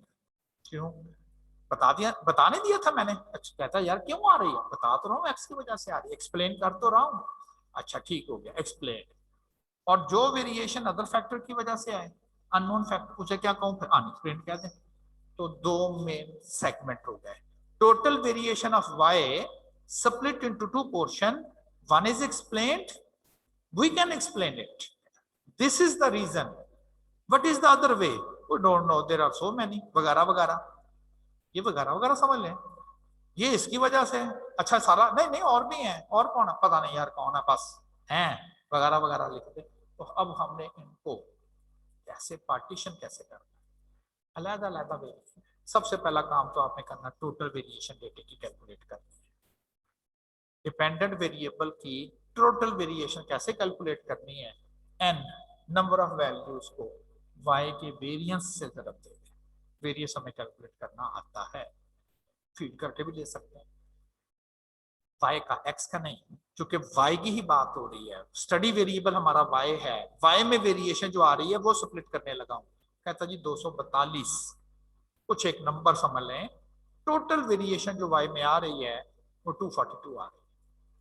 अब कहता जी इसमें से कुछ एक्सप्लेन्ड है जी, कुछ एक्सप्लेन, कुछ अनएक्सप्लेन्ड है। एक्सप्लेन कैसे कैलकुलेट करेंगे, तो explained variation, N number of values, B slope, और ये क्या है कोवेरिएंस। इन तीनों को आपस में मल्टीप्लाई करते हैं। एन हमारे पास में हर 6 था, बी हमने 2 फाइंड किया था, और S X Y covariance B में यूज तो किया था हमने, जब बी कैलकुलेट किया था तो कोवेरिएंस जी 16.67 पहली डिग्री 16.67, आगे तीनों 16.67 मल्टीप्लाई करेंगे तो 242 में से 200 वेरिएशन जो है वो एक्सप्लेन्ड है, वो एक्स की वजह से आ रही है, अनएक्सप्लेन्ड माइनस करके ले लें। 242 में से 200 एक्सप्लेन्ड है, बाकी क्या बचा 42, याद करें ये वही चीज है, याद है एरर्स, यस ये एरर की वजह से वेरिएशन 42 है। डायरेक्ट वहां से कैलकुलेट कर लें, और जाहिर है कि आपको एग्जाम में वो अगर नहीं कैलकुलेट किया हुआ तो वो तो नहीं कैलकुलेट करने बैठते हैं, आप टोटल करें, एक्सप्लेन करें, दोनों को माइनस करें, बाकी बचेगा वो अनएक्सप्लेन्ड है। लें जी हमने पार्टीशन भी कर दी, 242 को 2 पार्ट में तकसीम कर दिया, 200 वेरिएशन एक्सप्लेन्ड है और 42 जो वेरिएशन है वो अनएक्सप्लेन्ड वेरिएशन, वो अनएक्सप्लेन्ड है, वो एक्सप्लेन नहीं है। वो वेरिएशन जो डेटे में आ रही है वो अनएक्सप्लेन्ड हो सकता है। एग्जाम में सिर्फ इतना ही का है, how much variation is explained, N B S X Y. अगर आपके पास डेटा दिया हुआ है मल्टीप्लाई करें, एक्सप्लेन ले लें, एक्सप्लेन वेरिएशन आ जाएगी। अच्छा अब हमने बेस्ट फिट लाइन तो फाइंड कर, ये इसी के रेलेवेंट है, फिर ये टोटल कंप्लीट हो जाएगा। हमने बेस्ट फिट लाइन तो फाइंड कर ली, अच्छी लाइन तो फाइंड कर ली। आप किसी जगह जाएं, दुकान पे जाएं, दुकानदार कहता हाँ भी तुम जाते हो, कहते तुम्हारे पास चले लाइनें बेचता है वो, कहते तुम्हारे पास लाइनें पड़ी हैं, कहते बहुत लाइनें हैं, कहता जरा बेस्ट फिट वाली लाइन दिखाओ। वो समझता अच्छा ये मैंने फलां मेथड से कैलकुलेट की हुई लाइन है, फलां मेथड से, ये मैंने best fit least square method से कैलकुलेट की हुई थी, ये ले जी ये बेस्ट फिट है। आप देखेंगे नहीं वो सबसे अच्छी जो लाइन है वो कितनी क्वालिटी वाली है। आपकी क्लास में आता है टीचर, कहता है यार आप ऐसा करो, जो आपकी क्लास में समझते हो पढ़ने में दी बेस्ट है वो जरा मुझे स्टूडेंट, दी बेस्ट स्टूडेंट वो टीचर ने ले लिया, उसे कहा यार 4 का टेबल तो सुनाओ, उसे वो नहीं आता था आपकी क्लास में। ये बात ठीक है, आपकी क्लास का दी बेस्ट है, लेकिन उस दी बेस्ट का हाल ये है कि उसे 4 का टेबल तक नहीं आता। उसकी समझ ले क्वालिटी भी आप चेक कर, ऐसा कह ले, ये कंफर्म हो गया। अंधों में काना राजा बाहर आ गया, सारे अंधे थे, एक काना था, उन्होंने कहा जी बाकियों को तो आंखें नहीं है, इसकी एक आंख तो है ना, चले ये राजा है। अब ये राजा, इसे कहते हैं ना अंधों में काना राजा। अब इसकी क्वालिटी तो चेक करें, इसको कहते हैं गुडनेस ऑफ फिट मेजर करें। वो लाइन जो आपने लगा दी है a प्लस बी एक्स से, जिसे आपने बेस्ट फिट लाइन क्या है, इसकी जरा क्वालिटी तो चेक करो, इसकी गुडनेस ऑफ फिट तो चेक करो। कभी तो एग्जाम में डायरेक्ट एग्जामिनर यही वर्ड बोलता है, check the goodness of fit of the line. कैसे चेक करना? सिंपल, कहता कि आप क्या करें, आप सिर्फ ये कैलकुलेट कर दें कि लाइन में जो टोटल वेरिएशन है, अगर मैं ये वाली इक्वेशन लगा देता हूं 20 + 2x, इसकी वजह से x कितने परसेंटेज बोल रहा हूं, कितने परसेंट वेरिएशन एक्सप्लेन करता है, बताओ जरा।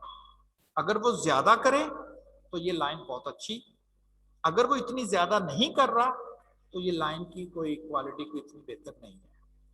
अब देखें, हमने बेस्ट फिट लाइन लगाने के बाद जब वेरिएशन मेजर की तो पता चला ये जो लाइन है ये 242 में से 200 की वेरिएशन एक्सप्लेन करने का पोटेंशियल है, 42 फिर भी अनएक्सप्लेन है, ये एरर की वजह से। अगर तो 200 में से 200 सफिशिएंट है, काफी है जी, एग्जैक्ट तो हो नहीं सकता, ये तो बात हमें क्लियर है, तो फिर तो ठीक है, अच्छी है जी। आप कहते नहीं हाँ यार ठीक है, मैंने टेबल सुना वो भी आता था, मैंने फलां भी चीज सुन ली, ठीक ही है, दैट्स ओके, परफेक्ट तो नहीं है, is a good one, not a perfect one but a good one. अब 242 में से 200 बड़ा नंबर होता है छोटा नंबर होता है कोई पता नहीं, सिंपली आप इसकी परसेंटेज दे दें। अब परसेंटेज तो आती है, 242 में से 200 कितने परसेंट बनता है, what percent of 200, what percent of 242 is 200, simple ways,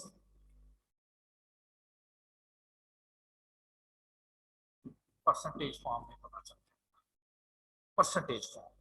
तो ये मैंने उसको परसेंटेज में कैलकुलेट कर दिया, क्या एक्सप्लेन कितनी है, टोटल कितनी है, मल्टीप्लाई 100।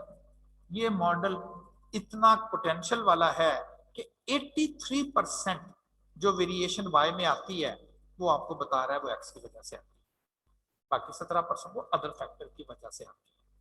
यानी ये आपको क्या बताता है, हाउ मच परसेंट फॉर्म में एक्सप्लेन, और इसे कहते हैं कोएफिशिएंट ऑफ डिटरमिनेशन। नोटेशन इसकी यूज करते हैं कैपिटल R स्क्वायर, फार्मूला क्या है जी, एक्सप्लेन्ड ओवर टोटल इनटू 100। क्या बताता है, ये कितने परसेंट वेरिएशन एक्सप्लेन है। पहले मैंने परसेंटेज में नहीं बताया, पहले मैंने कहा 242 में से 200 पता नहीं चल रहा था, मैंने कहा यार परसेंटेज में बदल दो। तो किसी भी लाइन का गुडनेस ऑफ फिट मेजर करना हो, आप उसका कोएफिशिएंट ऑफ डिटरमिनेशन कैलकुलेट करते हैं, जो कुछ भी नहीं है एक्सप्लेन को परसेंटेज में बदलते हैं। The coefficient of determination tells us, percent आ गया ना, percent of variation on the dependent variable explained by the independent variable. The value of R square indicates that about 83% variation in profit is due to the advertisement cost and remaining 17% are due to some other unknown factors. 83% variation जो है उसमें, अब यहां पर क्या फिर इसको good कह दे, एग्जैक्ट तो है नहीं, गुड कह दे, कोई रूल तो नहीं है, लेकिन कहा जाता है कि अगर R स्क्वायर का आंसर मोर देन 80% आ जाए तो हम कंसिडर कर लेते हैं कि sufficient amount of variation has been explained by this best fit line. तो ठीक है, मोर देन 80% उसने एक्सप्लेन कर दिया है। 100% तो होना भी नहीं था, एरर भी इसमें शामिल था। 80% से ज्यादा आने का मतलब होता है कि there is a good fit to the data. वैसे हमारा 83 आ रहा है। Possible value of R square, R square कभी नेगेटिव तो हो नहीं सकता। कम से कम क्या हो सकता है कि वेरिएशन एक्सप्लेन्ड वेरिएशन जीरो आ जाए, सारी की सारी एरर में चलेगी, नेगेटिव तो नहीं होगी, तो आर स्क्वायर नेगेटिव तो नहीं होगा, जीरो होगा। ज्यादा से ज्यादा 1 आ सकता है। जितना टोटल हो टोटल सारे का सारा एक्सप्लेन्ड ही हो, ये भी तो हो सकता है 1। अगर मैं इसको परसेंटेज बना दूँ और परसेंटेज की फॉर्म में लिखने की तो दोनों तरह से आ जाता है कि मैक्स कभी रेंज ही आ जाती है इसकी। नीचे लिखा था maximum value of R square, नीचे लिखा था -1 to 1, 0 to 1, 0 to 2, -1 to -2 ऐसे करके, तो 0 to 1 वो कभी परसेंटेज फॉर्म में भी आपको पूछ सकता है। ये है एग्जैक्ट फिट, और ये आप पीछे चले गए तो ये गुड फिट में आ जाता है जो कि 80% से अबव है। तो परसेंटेज वेरिएशन कैलकुलेट करने के लिए आपको एक्सप्लेन और टोटल दो चाहिए। हाँ जी, कोई क्वेश्चन है तो आप पूछ लें मुझसे। मैंने आपको रिग्रेशन के रेलेवेंट जो आपके कोर्सेज में चीजें हैं, standard of estimate, goodness of fit है, इंटरसेप्टर स्लोप है, और इस तरह से फिटेड वैल्यूज हैं, एरर की प्रॉपर्टीज हैं, मैंने एक एग्जांपल पे सारा कर दिया। अब वो एग्जामिनर पे डिपेंड करेगा कि ड्यूरिंग एग्जाम आपको उसमें से किस तरह का वो क्वेश्चन जो है वो आपसे पूछेगा। साथ मैंने आपको एक बुक प्रोवाइड की हुई है, उस बुक को आप फॉलो करो जी। सर पहले हमने वो बेस्ट लाइन वो शो कहा जिसमें एरर कम होता है, तो फिर जी, सर हमने ये क्यों फाइंड किया? एरर कम है ना, कितना का कम है देखिए ना, ये तो फाइंड किया है। मैंने कहा इस क्लास का सबसे अच्छा स्टूडेंट लेके चले जाओगे, चेक नहीं करोगे किस क्वालिटी का है, तसल्ली तो नहीं चाहिए ना। आप एक शॉप पे जाते हो, जाके कहते हो यार कपड़े, कहते बहुत किस्म का, आप मुझे, आप कहते हो जो तुम्हारी दुकान का तुम समझते हो सबसे बेहतर कपड़ा वो दो, उस दुकान का सबसे बेहतर है। पता चला यार ये सबसे बेहतर भी कुछ भी नहीं है, 40% वेरिएशन दे रहा है। फिर हम कहेंगे इम्प्रूव करेंगे इसको, वो कैसे, वो अलग बात है, वो आपके कोर्स में नहीं है। लेकिन एक इंडिकेटर है, थर्मामीटर है, कहता जी तसल्ली सबसे अच्छी लाइन ली और वो भी सिर्फ 40% वेरिएशन बता रही है, क्यों किया है। सर अब ये जी 17% इसमें एडिशन है किसी अलग फैक्टर की वजह से, जी तो कह सकते हैं 17% में एरर है। जी, वही है ना। अगर दो पोर्शन नहीं है, एक एक्सप्लेन एक अनएक्सप्लेन, दो पोर्शन है ना, यस सर। दो पोर्शन है। इसको मैंने परसेंटेज में एक्चुअली बदला है। जब मैंने इसको परसेंटेज में बदला है तो ये 83% बन गया, 83%। इसको जब मैंने परसेंटेज में बदला तो वो 83% बन गया, लाइक दिस वन। 242 में से 200, ये 83% है। और 242 में से 42, ये 17% होगा। कैलकुलेट कर ले अगर कंफ्यूजन है तो। राउंड अबाउट मेरे ख्याल मैंने थोड़ी सी राउंडिंग करके लिखा, परसेंटेज में बस चीजें ले आया हूं ना। Okay sir. 83% एक्सप्लेन्ड है और 17% अनएक्सप्लेन्ड। Okay sir. एक्चुअली इस के बाद अगर ये फर्ज करें सबसे अच्छी लाइन, और हम बड़े ही कॉन्फिडेंस के साथ सबसे अच्छी लाइन ले आए, और बाद में पता चला कि ये लाइन भी आल्दो सबसे अच्छी पिक करके लाए थे, सिर्फ और सिर्फ 40% वेरिएशन को एक्सप्लेन कर पा रहे, 60% एरर है। क्या करें, मैंने कहा एक रूल ऑफ थंब सा रखा हुआ, 80% से ऊपर है, नहीं जी नहीं, 80% कहाँ, 40। सबसे अच्छी लाइन बस सिर्फ 40, क्या करें, है नहीं आपके कोर्स में। वो कहता है आप इधर भी कोई एक और फैक्टर पढ़ाओ जो आप समझते हो कि इन्फ्लुएंस कर रहा है। ये कहाँ से लिया था, पहले कहाँ पढ़ा हुआ जी, मैंने इसको ना रद्दी का कागज समझते हुए ना डस्टबिन में रखा हुआ था। वो एनालिसिस के बाद पता चला, जो रद्दी खोली तो पता चला ओह यार ये तो मैंने अपनी असाइनमेंट इधर फेंकी हुई थी। ये तो मेरे मार्क्स के ऊपर बहुत इन्फ्लुएंस करेगी। तो हम यहाँ से फैक्टर्स निकालते हैं, यानी रिसर्चर सोचेगा कि यार मुझे किसी और वेरिएबल का भी डेटा कलेक्ट करना है जिसका नहीं किया था वो एरर में था। एरर कैलकुलेट ना, एरर का डेटा तो नहीं इकट्ठा करते, हमने ये नहीं किया और नहीं किया यार ये इतना कोई इन्फ्लुएंस नहीं करता था, एरर में फेंका पड़ा होगा कहीं। हम कहेंगे नहीं नहीं ये आप तो सिर्फ 40% कह रहे हो, जरा इंप्रूव करो। अब देखो क्या बन रहा है, अब 2 वेरिएबल हो गया। हो सकता है मैं देखा, मैंने कहा यार ये ठीक है 89% हो गया, 11% रह गया, रहने दो आप, ठीक है। ये तरीकाकार अडॉप्ट करते हैं। लेकिन आपके कोर्स में मैंने स्टार्ट में बोल दिया था सिर्फ एक इंडिपेंडेंट वेरिएबल इन्फ्लुएंस करने वाला, एक से ज्यादा भी हो सकते हैं, लेकिन हमने जो डिस्कशन की सिर्फ और सिर्फ एक इंडिपेंडेंट वेरिएबल। जी कोई है और क्वेश्चन आपका, वरना फिर मैथ की क्लास में शिफ्ट हो। जी सर वो लास्ट क्लास में आपने कुछ क्वेश्चंस कहे थे किस चीज के? सर, इसी स्टैट्स के प्रैक्टिस एक्सरसाइज से। मैंने सॉल्व करने के लिए आपको कहते हैं जी, या आप सर वो पूछिए सॉल्व। दूसरा क्वेश्चन नहीं हुआ। दूसरा क्वेश्चन, एक मिनट की मैं जरा कॉपी उठा लूं।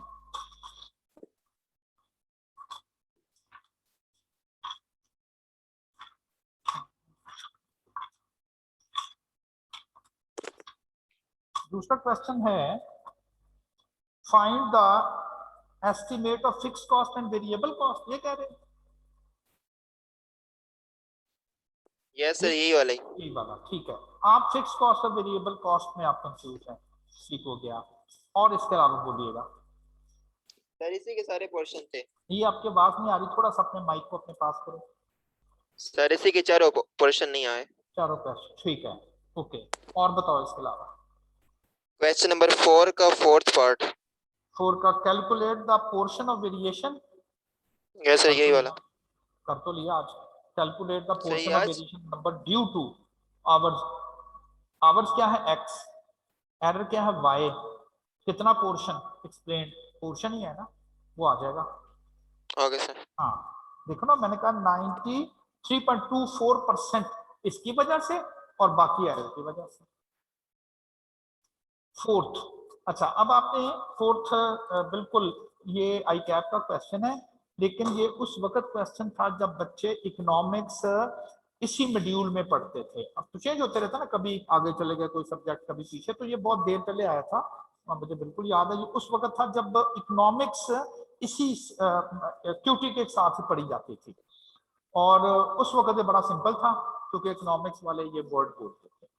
एक्चुअली चीजें वही होती हैं, लेकिन हर सब्जेक्ट वाला अपना ना थोड़ा सा उसका नाम बस कहने बदल देता है, चीजें वही होती है। अब फर्ज करें कि अगर आपके जो घर में बिजली के मीटर लगे हुए हैं, मैं कहता हूं कि वो जो मीटर है उनकी 1 यूनिट की कॉस्ट फिक्स है नहीं, लेकिन चीज सिंपल करके बतानी है मुझे। 20 रुपए ही अब वो चार्ज करते हैं आपसे, ओके। आप कहता जी कुछ लिखते, तो मैं कहूंगा जो आपका टोटल बिल बनेगा, वापडा वाले आपका टोटल बिल बनाएंगे जिसे आप वाई कहते हैं। अब वो डिपेंड करेगा नंबर ऑफ यूनिट कंज्यूम पे, ऐसे एक्स कह दें। अब 1 यूनिट स्लोप को 20 कहते हैं, तो ये क्या है 20। Total bill will increase bye 20 rupees when unit consume increase by 1, unit consume increase by 1। तो आप कह लें ये फिर 1 यूनिट की कॉस्ट आ गई, ठीक है, ये 1 यूनिट की कॉस्ट है। ये अब कितनी बनेगी ये तो वेरी करेगा। अगर आपने 1 यूनिट यूज किया हुआ है तो 20, 2 यूनिट यूज किए तो 40, 3 है तो 60, ये तो वेरी करेगा। इसे इस कॉस्ट को जो यानी कि इसके साथ लगा हुआ है इसे कहते हैं वेरिएबल कॉस्ट। कॉस्ट फंक्शन इसका नाम क्या है, वेरिएबल कॉस्ट। मैथ वाले कहते हैं और यार ये सीधी तरह खोलो, ये तो स्लोप है। और भाई बिल्कुल सही है, ये स्लोप है। अगर इकोनॉमिक्स वाला उसी लाइन को अपने कॉस्ट के लिए बनाने के लिए इस्तेमाल कर लेना तो स्लोप का नाम उसने ना वेरिएबल कॉस्ट रख दिया है। रीजन मैंने बता दी। आप कहें इसमें तो इंटरसेप्ट भी होता है, इसमें इंटरसेप्ट भी होता है। इसकी इंटरप्रिटेशन क्या थी? Total bill will be 500 if number of unit consumed will be 0। आप कहेंगे सर ये क्या बात हुई, यूनिट यूज ही नहीं किए बिल आ गया, तो बिल नहीं आना? आना ही आना है। फिक्स लाइन रेंट नहीं देते आप, बिजली का उसका किराया नहीं देना, ना भी यूनिट यूज करें।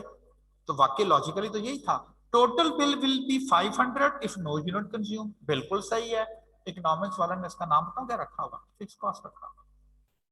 एक्चुअली उसने क्या किया है, उसने ना आपको इंटरसेप्ट और स्लोप की बजाय जरा इकोनॉमिक्स की टर्म बोल दी, क्या? वेरिएबल कॉस्ट और फिक्स कॉस्ट। वेरिएबल कॉस्ट कहते हैं बी को, स्लोप को, और फिक्स कॉस्ट कहते हैं ए को, यानी कि इंटरसेप्ट को। सिर्फ कॉस्ट फंक्शन के लिए इसके नाम है। अगर कोई यील्ड प्रोडक्शन की बात होगी, एडवर्टाइजमेंट कॉस्ट, सेल की बात होगी, तो यहाँ ये वेरिएबल कॉस्ट और फिक्स कॉस्ट नहीं बोले जाएंगे।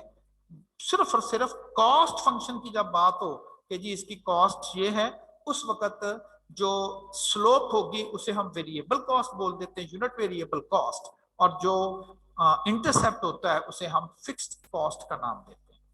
मेरा ख्याल है कि अब आपसे हो जाएगा। फिर उसने कहा है estimate the cost of production for 800 units. 1800 unit में थोड़ा सा मुझे विजन का है, मुझे एनक नहीं मेरे पास। तो क्या है, आज नहीं पढ़ा? एस्टिमेट करना कॉस्ट फंक्शन, जो भी लगाया होगा, जो भी आंसर आया, यहां पर आप 1800 रख दें। आज पढ़ा दिया ना। एस्टिमेट करना है, कितनी की कॉस्ट एस्टिमेट करके कहता जी बताएं, कहते जी पहले फंक्शन बना लेते हैं फिर बता देते हैं, तो एस्टिमेट भी कर दिया। Find the amount of error. हाँ जी, x 1000 पर कहता है एरर कितना होगा जब x 1000 होगा। आप इसके ऊपर दो वैल्यूज ले लें, एक y और एक y है, दोनों का डिफरेंस आपने डन है। हर एरर की वैल्यू मुख्तलिफ आ रही थी। कहता 1000 पर देखें, अगर आपको मैं वो जो हम कर रहे हैं, ये देखें, ये एरर है 4 किस पर है? 5। क्यों? 5 पर ओरिजिनल वैल्यू थी 30, फिटेड वैल्यू थी 30, तो 5 का एरर 4। ये भी एरर है किस पर है? 3 पे। ये एरर किस पर है? 2 पे। तो हर वैल्यूज का एरर डिफरेंट है। हर एक्स के ऊपर क्योंकि दो वैल्यू आनी है, तो उनका जो डिफरेंस है वो एरर कहलाएगा। तो मेरा ख्याल अब ये भी हो जाएगा। और लास्ट भी आज पढ़ लिया, find standard error of estimate. ठीक है ना? तो मेरा ख्याल है कि अब आप ये एक्सरसाइज कंप्लीट कर। मैंने आपको वैसे कल भी बोला था कि इसमें से कुछ क्वेश्चन, कुछ पार्ट आप कर पाएंगे और कुछ पार्ट नहीं आप कर पाएंगे, तो वो फिर आज हो जाएगा। चलिए, गुडनेस ऑफ फिट हो गया। ये चले मैं आपको एक्सप्लेन करूंगा, टाइप ऑफ इक्वेशंस आ जाएंगी। चले फिर एक्सरसाइज भी हो जाएगी आपके साथ। ठीक है जी। अच्छा जी, लास्ट टाइम आपको हमने चैप्टर स्टार्ट किया था, अगर कोई इक्वेशन आ जाए इक्वल साइन वाली और वो लीनियर हो, उसका ग्राफ तो बनेगा लाइन। मैंने आपको लाइन कैसे ड्रॉ कैसे करते हैं या उसका ग्राफ कैसे बताते हैं वो मैंने आपको सिखा दिया, वो मैंने आपको बता दिया। अब बात हो गई कि जी इसका क्या मतलब है। इसका मतलब है इस लाइन के ऊपर जितने पॉइंट्स हैं वो उस लाइन का सोल्यूशन। अब उस सोल्यूशन से क्या बात है भाई, पॉइंट की एक्स वाई वैल्यू होगी होगी वो पॉइंट जो उस लाइन के ऊपर वो पर आएंगे वो उसकी सोल्यूशंस कहलाएंगे। बिल्कुल सही है। दूसरी लाइन भी ड्रॉ करते हैं, उसके अपने सोल्यूशन होंगे। लेकिन एक ऐसा पॉइंट आ रहा है जहां दोनों क्या इंटरसेक्ट हो गए, इसको हम कहते हैं common solution. This is called common solution, और हमारा टॉपिक ही ये था। Linear equation in two variables. अगर दो वेरिएबल वाली इक्वेशन हो तो उसका क्या सिस्टम ऑफ इक्वेशन है ना, सिस्टम एक नहीं है, सिस्टम ज्यादा है। कहते कैसा सोल्यूशन करना है, सबका अलग अलग करना नहीं, एक बताना जो सबका ही, इसे ही इसे कॉमन सोल्यूशन। ये कॉमन है, आप चेक करें 30-40 इधर रखे 30-40 ठीक है, इधर रखे 30-40 ठीक है, दोनों का है, दोनों का है। 30-30 इधर रखें 30-30 इधर रखें 30-30 दोनों का है, इधर कोई नहीं। कोई सोल्यूशन ये उधर भी हुआ था, ये मत समझिएगा कि दुनिया में ऐसी कोई वैल्यू जरूर एग्जिस्ट करती है जो दोनों को ही सोल्यूशन हो। कहता भाई या उधर कर लो या उधर कर लो, ये दोनों नहीं हो सकते। ये नहीं होता आपको अभी कहते हैं अम्मी आपको कहती हैं अच्छा बेटा ये भी काम करो ये भी काम, अम्मी या सीए करा लो या काम करा लो, दोनों नहीं मेरे को होते, बस इसकी बात आप कर रहे हैं, या आप सीए करा ले या आपको घर के काम करा ले, दोनों नहीं मेरे को होते, यानी कि कोई कॉमन सोल्यूशन नहीं है। अगर लाइनें ओवरलैप हो जाए तो इन्फिनिट सोल्यूशन, इसलिए कि हर पॉइंट तो दूसरे पॉइंट के साथ कॉमन हो गया, इसलिए इन्फिनिट सोल्यूशन।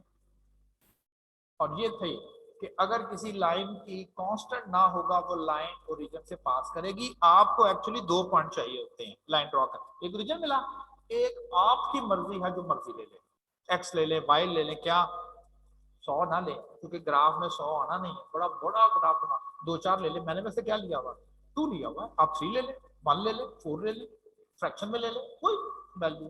दूसरा पॉइंट भी आ गया, क्या आया था दूसरा पॉइंट, वही, हाँ ये ओरिजिन वाली 2 and 2 लाइन ड्रॉ होगी, ये कॉमन आ गया। नेगेटिव 1.5 नेगेटिव 1.5 नेगेटिव आना चाहिए ना, वो इधर रखे दोनों का ही सोल्यूशन है। तो आपको मैंने बता दिया how to find the common solution by using the graphical method. क्या करना है, दोनों लाइंस के ग्राफ ड्रॉ करने, जो कि लाइन बनेगी जहां कट करेंगे वो कॉमन है, इसके कोऑर्डिनेट्स अंदाजन आइडेंटिफाई कर ले कि ये भी 1.5 के राउंड अबाउट और ये भी तकरीबन। मैंने तो न्यूमेरिकली सॉल्व किए ना, लेकिन ग्राफ अगले चैप्टर में जरूर आपकी हेल्प करेगा। जी अगर आपने किसी से कोई कंफ्यूजन है तो मुझसे पूछ सकता है। मैंने आपको एक्सरसाइज दी, यस, पर्पज ये नहीं था कि आप मुझे भेजते, पर्पज ये था कि किसी तरह से आपको कोई 2-4 लोग भेजते, आप उसे एजुकेट हो जाते, आप उसे देख लेते, आप कहते हैं मैंने तो ऐसे बनाई है, शायद आप उससे पूछ लें।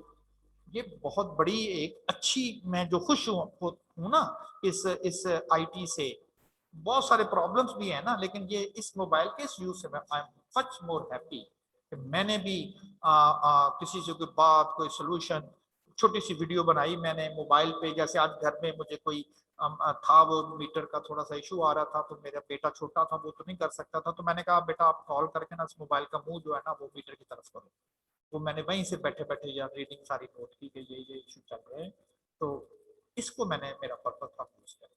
हाँ जी, कोई क्वेश्चन तो नहीं है आपका, how to draw line and how to pick the solution? बस इसका मतलब आपको लाइनें ड्रॉ करनी आ गई, ठीक है। अब हम जरा एक न्यूमेरिकल मेथड ऑफ सॉल्यूशन पढ़ते हैं, और इस मेथड का नाम है एलिमिनेशन मेथड। एलिमिनेशन मेथड का बस एक मैसेज पढ़ लीजिएगा, इस मैसेज को अगर आपने अचीव कर लिया तो आपके लिए सोल्यूशन करना बड़ा आसान है। मैसेज क्या है, कहां से हमें ये एक मैसेज मिला, जिस पे लिखा हुआ है, कहता है वन इक्वेशन, अगर एक इक्वेशन हो इन वन वेरिएबल, और उसमें अगर एक ही वेरिएबल भी हो, कहता है it is easy to solve, ये मैसेज है।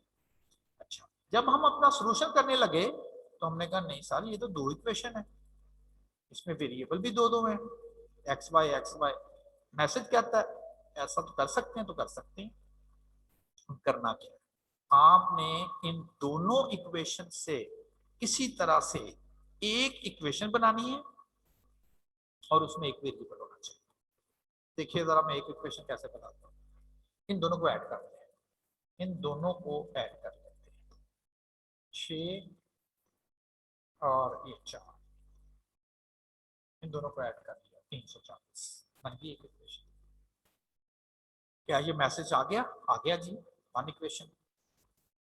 आगे का, ओ एक नहीं, इसमें वेरिएबल 2, गड़बड़ हो गई, आधा काम हो गया आधा रह गया। क्या हुआ है जी, इक्वेशन तो एक हमने बनाई लेकिन वेरिएबल 2 ही रहते हैं, एक तो नहीं है। नहीं नहीं, दोनों अचीव करने हैं। कैसे, बस ये बताना है कैसे अचीव करना है, इस टारगेट को अचीव कैसे करना है। आपने क्या करना है, आपने किसी तरह से एक वेरिएबल इसमें एलिमिनेट करना है सिंगल इक्वेशन बनाने के दौरान ही, यानी कि दोनों टारगेट एक ही दफा कर ले लेने, इकट्ठे करने। जब सिंगल इक्वेशन बनाओ साथ ही एक वेरिएबल भी बीच में से निकल जाए, हरकत कुछ ऐसे कर, तो इसका क्या वे है, किसी एक वेरिएबल के कोएफिशिएंट दोनों इक्वेशनों में बराबर करते हैं, एक्स के वाई, मैं कह रहा हूं किसी एक, ये आपकी चॉइस है। पहली इक्वेशन में एक्स का कोएफिशिएंट 4 है और दूसरी इक्वेशन में एक्स का कोएफिशिएंट 2 है। अगर मैं दूसरी इक्वेशन को थ्रू आउट 2 से मल्टीप्लाई कर दूं तो वो कोएफिशिएंट भी 4 बन जाएगा, वो कोएफिशिएंट भी 4 बन जाएगा, ये वाला। 4 आ जाएगा ना x की जगह पर। फिर क्या करना है सर, अब अगर ऐड जमा करेंगे तो 8x बन जाएगा। इसका साइन अपोजिट होना चाहिए, जिसके कोएफिशिएंट आपने बराबर किए हैं उनका साइन अपोजिट होना चाहिए। वो कैसे करें, फिर बाद में -1 से मल्टीप्लाई कर दें, सारे साइन अपोजिट हो जाए। उसके बाद अब ऐड करो, इसमें एक वेरिएबल ऐसा जरूर होगा जिसके कोएफिशिएंट बराबर होंगे, साइन उलट होंगे। उलट का मतलब प्लस माइनस में होंगे। जमा करोगे तो क्या होगा, वो तो निकल जाएगा। यही तो मैं कह रहा हूँ, यही चीज करना है कैसे, बस ये सोल्यूशन है। किसी एक के मैंने कहा, मुझे लगा कि जो सेकंड वेरिएबल है उसको 2 से ज़रब दूं थ्रू आउट, तो देन इसके बराबर हो जाएंगे। और दूसरा स्टेप भी साथ ही कर दिया मैंने, क्या मैंने -1 से ज़रब दी, जो प्लस थे वो सारे माइनस चले। अब जरा करें ना ऐड करेंगे। एक ऐसा वेरिएबल है जिसके साइन जिसके मैग्नीट्यूड बराबर जरूर होंगे, साइन उलट जरूर होंगे। एडिशन में वो कैंसिल हो जाएगा। क्या रह गई एक इक्वेशन जी सर, एक ही रह गई। क्या इसमें वेरिएबल भी एक ही है, करो सॉल्व। सर ये तो सॉल्व की हुई मिल गई, कुछ भी नहीं करना पड़ा, तो वैल्यू आ गई। तो आपने एक वेरिएबल की वैल्यू इस तरह से फाइंड की, और इस मेथड को हम बोलते हैं एलिमिनेशन मेथड। एक क्या करना, सिंपल, कोई एक वेरिएबल के कोएफिशिएंट बराबर करके साइन रिवर्स करके उन्हें ऐड कर दें, एक इसमें से एलिमिनेट हो जाएगा।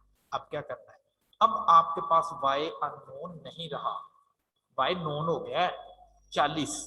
इसकी आप इन दोनों में से किसी एक में इस y40 को पुट कर, बीच में भी एनी वन। मैंने किसमें किया, मुझे जो आसान लगी, मुझे कहा वो 3 से ज़रब देने की बजाय इधर करते हैं, इधर बाई ना, तो ये कोई कंडीशन नहीं होती किसमें करना, आज का कैलकुलेटर पकड़े हुए जो मर्जी करते जाए। लेकिन मैनुअली करने के लिए लोग यही कहा जाता है कि जिसमें आपको ज्यादा इजी नजर आए बाई वहां पुट करो। मैंने सेकंड में पुट कर दिया 40।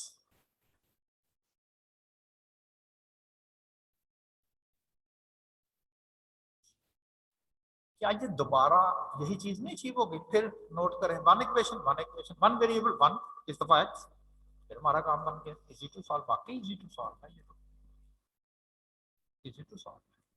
पहला क्या था 40, अब क्या है 30। किसका आंसर है ये, दोनों का कॉमन सोल्यूशन है, ये कॉमन सोल्यूशन ही है। पहले हमने ग्राफिकल किया था, दिस वन, ये वही है, ये ग्राफिकल था, 30-40 आया था ना, एक्स की वैल्यू 30 और वाई की वैल्यू 40। और अब उसी चीज को ग्राफ के बगैर मैंने न्यूमेरिकली बताया कि एलिमिनेशन मेथड है क्या। हाँ जी, क्लियर ये पॉइंट। आई नो कि आपको पता है ये मेथड क्या। मैं सिर्फ उन बच्चों के लिए जो बायो पढ़कर आए थे, और मेहल आपके पास आपकी क्लास में ज्यादा, मैंने कहा चले क्या फर्क पड़ा अगर थोड़ा सा जरा रिवाइज ही हो गया बच्चों के लिए। तो ये है सोल्यूशन करना, कॉमन सोल्यूशन फाइंड करना, जिसे साइमल्टेनियस सोल्यूशन भी कहते हैं। साइमल्टेनियस कहते हैं ना, एक ही दफा एक साथ ही। तो ये आपका एलिमिनेशन मेथड हो गया। अच्छा, अब जरा देखिएगा बड़े गौर से, ये मैंने सॉल्व कर दिया, कहा कॉमन सोल्यूशन फाइंड करें।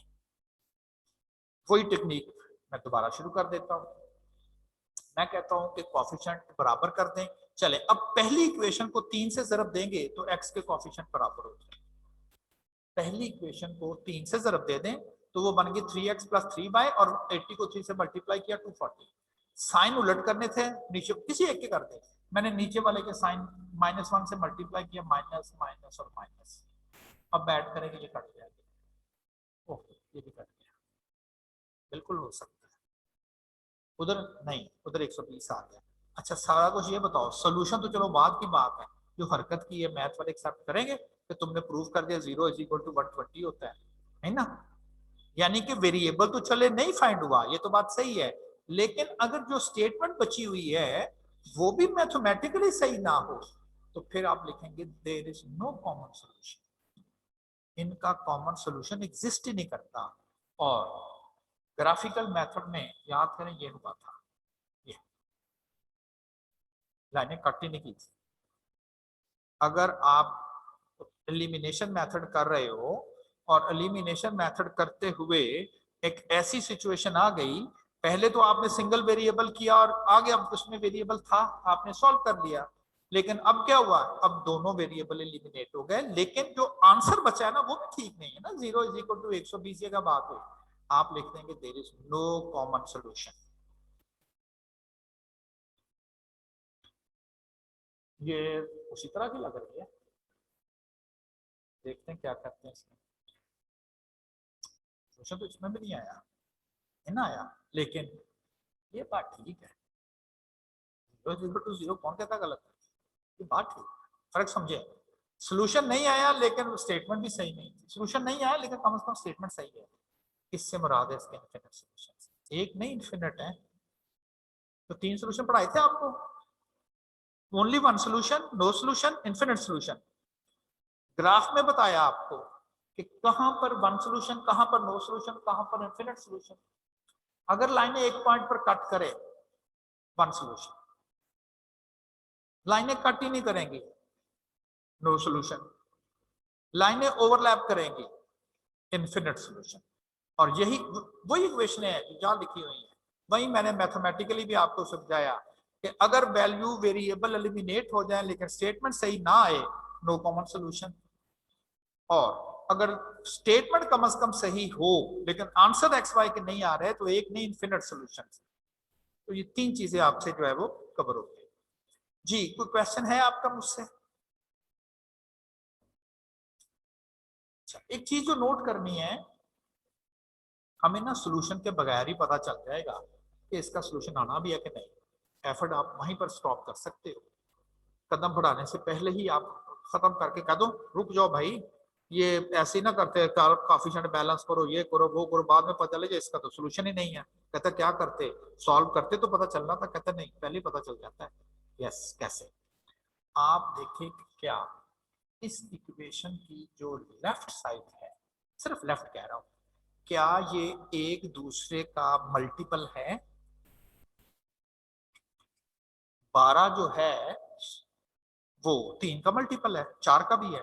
मतलब 3 को किसी होल नंबर से जरब दे 12 बनता है, बनता है। तो 12 जो है वो मल्टीपल ऑफ 3 है। एक को किसी नंबर से जरब दें तो 3 बनता है, 3 है। क्या पूरी इक्वेशन में यही चलेगा? यही चलेगा।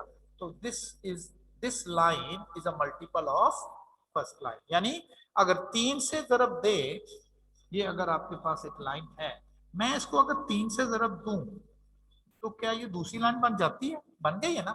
ये लेफ्ट साइड एक दूसरे का मल्टीपल है, पता चल रहा ना। 3 से जरब देंगे दूसरी बन जाती, और रीजन भी यही थे दोनों आउट होने की।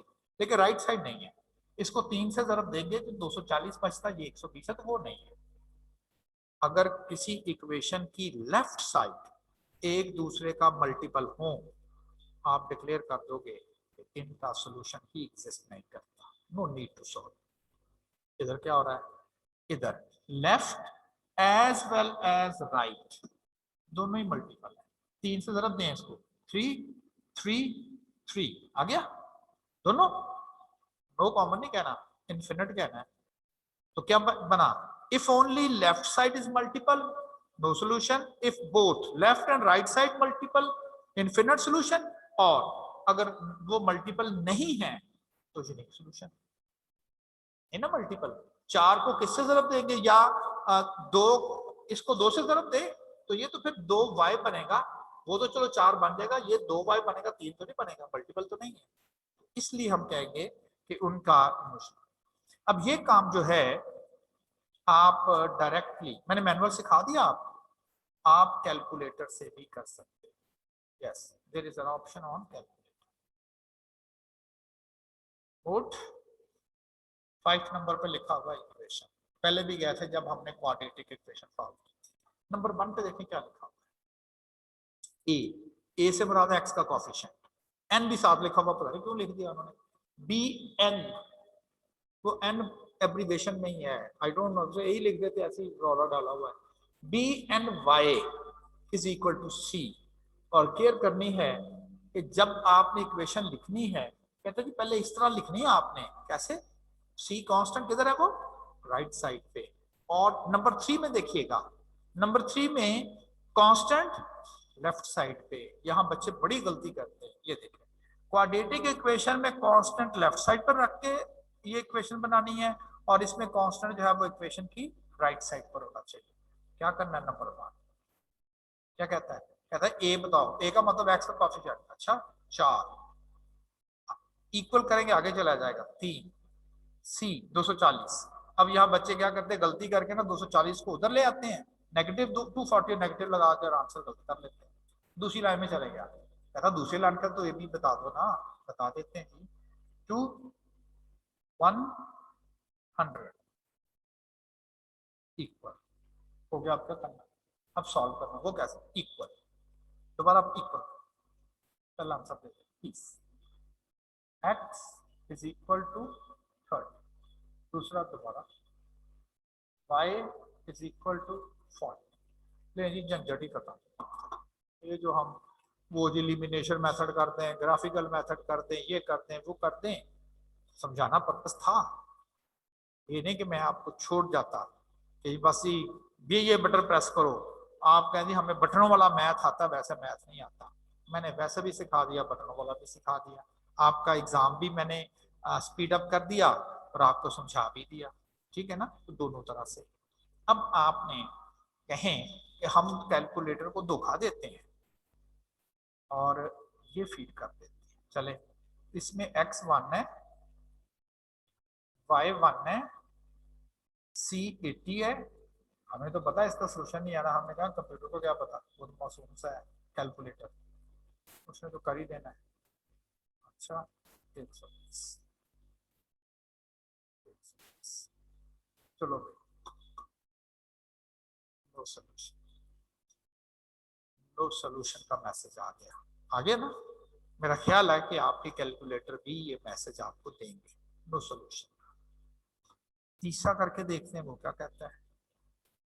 1 इसमें महल 81 180, ठीक है, ये तो ठीक है सारे 180, अच्छा 180 और है 240 कर दिया। अब देखें क्या कहता है। अच्छा आपके ना शायद, मुझे मेरे ख्याल लास्ट टाइम भी लोग बता रहे थे कि सर हमारे तो नहीं आता, वो महल मैथ एरर दोनों दफा शायद दे देता है, मुझे क्लियर नहीं है कि मैथ एरर का वर्ड लिखता है ये क्या। बहरहाल अगर वो मैथ एरर दे दे तो मेरा ख्याल आपके कैलकुलेटर मैथ एरर देते हैं, उसमें ना आपको क्लियर नहीं हो पाएगा ये मैथ एरर नो सोल्यूशन की वजह से है कि इन्फिनिट की वजह से है, वो आपको मैनुअल पर जानना पड़ेगा। यानी कि सोल्यूशन हैगा तो दे देगा, अगर सोल्यूशन नहीं आ रहा या इन्फिनिट आ रहे हैं, लेकिन दोनों दफा वो, क्योंकि इन्फिनिट का मतलब तो बहुत ज्यादा, इसलिए उसने लिख दिया, लेकिन मेरा नहीं ख्याल कि आपका कैलकुलेटर लिख। अच्छा कोई बताएगा मुझे कि उसने जब अपने कैलकुलेटर से आखिरी क्वेश्चन किया तो स्क्रीन में क्या मैसेज डिस्प्ले हुआ? जी बोलिएगा, मैथ एरर बोलिए प्लीज। Sir, math error. कैसे आपकी आवाज नहीं मुझे आ रही?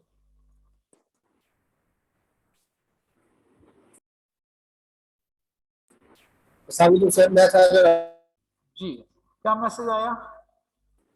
सर मैथ एरर आ रहा है। जी बोले। सर मैथ एरर दे रहा है। मैथ मैथ एरर, एरर, जी दोनों दफा मैथ एरर दिया उसने। Yes sir. जी मुझे भी यही आइडिया है कि चूंकि ये ना कैलकुलेटर जो मैं यूज कर रहा हूँ ना, ये एक्चुअली इसका कंप्यूटर वर्जन है, आपके पास है, तो उसने ना दोनों दफा मैथ एरर देना है। तो ये फिर आपको थोड़ा सा बी केयरफुल रहना पड़ेगा कि कम से कम आपको वो दो पॉसिबिलिटीज बता देता है, यानी कि वैसे तो तीन आती है ना सोल्यूशन,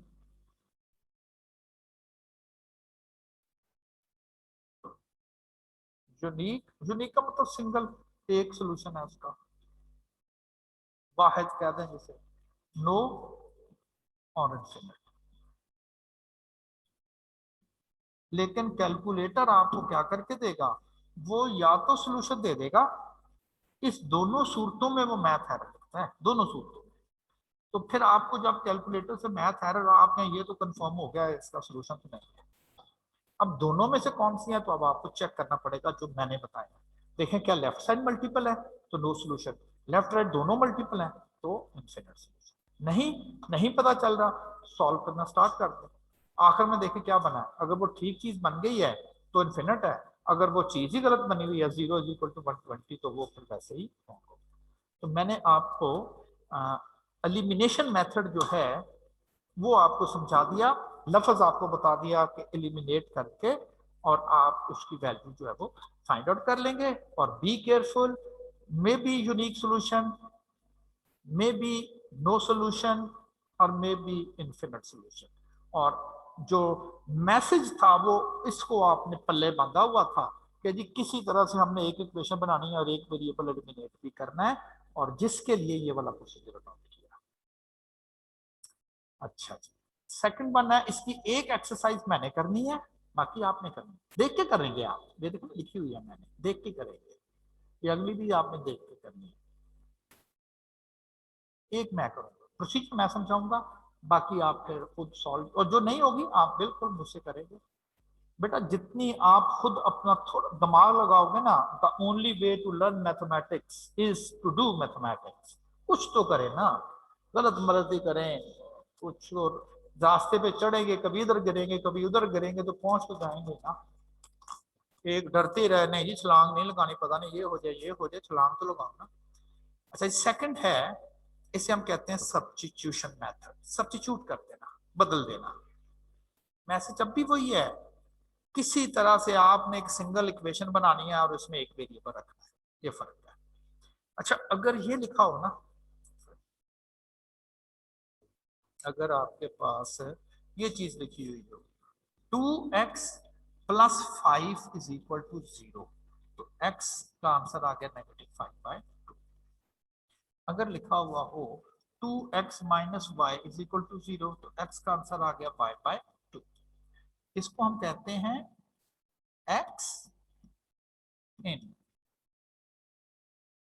टर्म्स ऑफ y। इसका आंसर आया है, आंसर तो नहीं आया ना, क्योंकि y का नहीं पता। आपने कहना जी अब ये कहानी यहां खत्म हुई, y क्या है, कहते y के बाद ही इसका आंसर डिटरमिन होगा या नहीं। तो इसको हम कहते हैं, इसको कहते हैं क्यों, इसको जो लेफ्ट साइड पे लिखते हैं हम कहते हैं जी इसका आंसर क्या है, y/2। आप कहें जी वो तो y है, नहीं है, तो इसको हम ऐसे कह देते हैं x in terms of y। अच्छा जी, अब ये जो आपको दिया गया है, मैं एक दफा इसको कर दूं, कल मैं फिर आपसे डिस्कस करूंगा कि when elimination method and when substitution method. और मेरा ख्याल है कि अगर आप एक्सरसाइज को खुद भी करेंगे और कभी कर लेना, तो फिर इसको कोशिश कीजिएगा कि जी इसको मैं एलिमिनेशन मेथड से करने की कोशिश करता हूँ, ये वाला, इसको जरा एलिमिनेशन मेथड से करने की कोशिश कीजिए। शायद आपको इस टेक्निक की रीजन समझ आ जाए कि ये दूसरी टेक्निक क्यों डिजाइन की गई, पहली काफी आसान थी, तो क्या रीजन है। आप कहें जी कैलकुलेटर पे सिखा तो दिया, चले फिर इसको कैलकुलेटर पे डाल के देखिएगा कि क्या आप आंसर निकालने में कामयाब हो जाते हैं। आपको खुद ही फील हो जाएगा कि व्हाट हैपेंड, हो क्या रहा है यहाँ पर। तो पहले जरा सीख लें कि सब्स्टिट्यूशन मेथड है क्या, कल देखा जाएगा जी कब एलिमिनेशन और कब सब्स्टिट्यूशन। कहता दो इक्वेशन दी हुई, ठीक है, हम तो बड़ा सिंपल एलिमिनेशन मेथड से करना, लेकिन ये मेथड क्या है, कहता किसी एक इक्वेशन से, चाहे वो फर्स्ट हो या वो सेकंड हो, आप एक वेरिएबल की वैल्यू फाइंड कर लें। आप कहेंगे एक की कैसे, इन टर्म्स ऑफ अनदर। अच्छा उसमें दूसरा वेरिएबल भी रहे, यस दूसरा वेरिएबल रहे। अब बात आ गई जी किससे, जहां आपको ज्यादा आसान लगे, नीचे को डिनोमिनेटर छोटा ना आए। यहां से अगर मैं x लूंगा तो मेरे पास इक्वेशन बनेगी 28 - y/2। ये इसकी वजह से मैं कह रहा हूँ कि थोड़ा सा मुझे ये कॉम्प्लिकेटेड सी लगी है। तो फिर पहली इक्वेशन से कर ले, किसकी, जिसकी मर्जी, जिसकी आसान है, दोनों एक जैसे, फिर जिसकी मर्जी कर ले। क्या y is equal to 20 - x। आपने y की वैल्यू फाइंड कर ली इन टर्म्स ऑफ x। अब क्या करना है, कहां से फाइंड की है, 1 से। अब आपने इस y की वैल्यू जो कि 20 - x है, उसकी दूसरी इक्वेशन में रखनी है, यानी कि जिधर से फाइंड की है उसी में नहीं दोबारा रख देनी। वहां से तो आपने निकाल ली वैल्यू, वहां से निकाल के ना उस अकाउंट से निकाल के ना इस अकाउंट में डालनी है, ऐसे करें।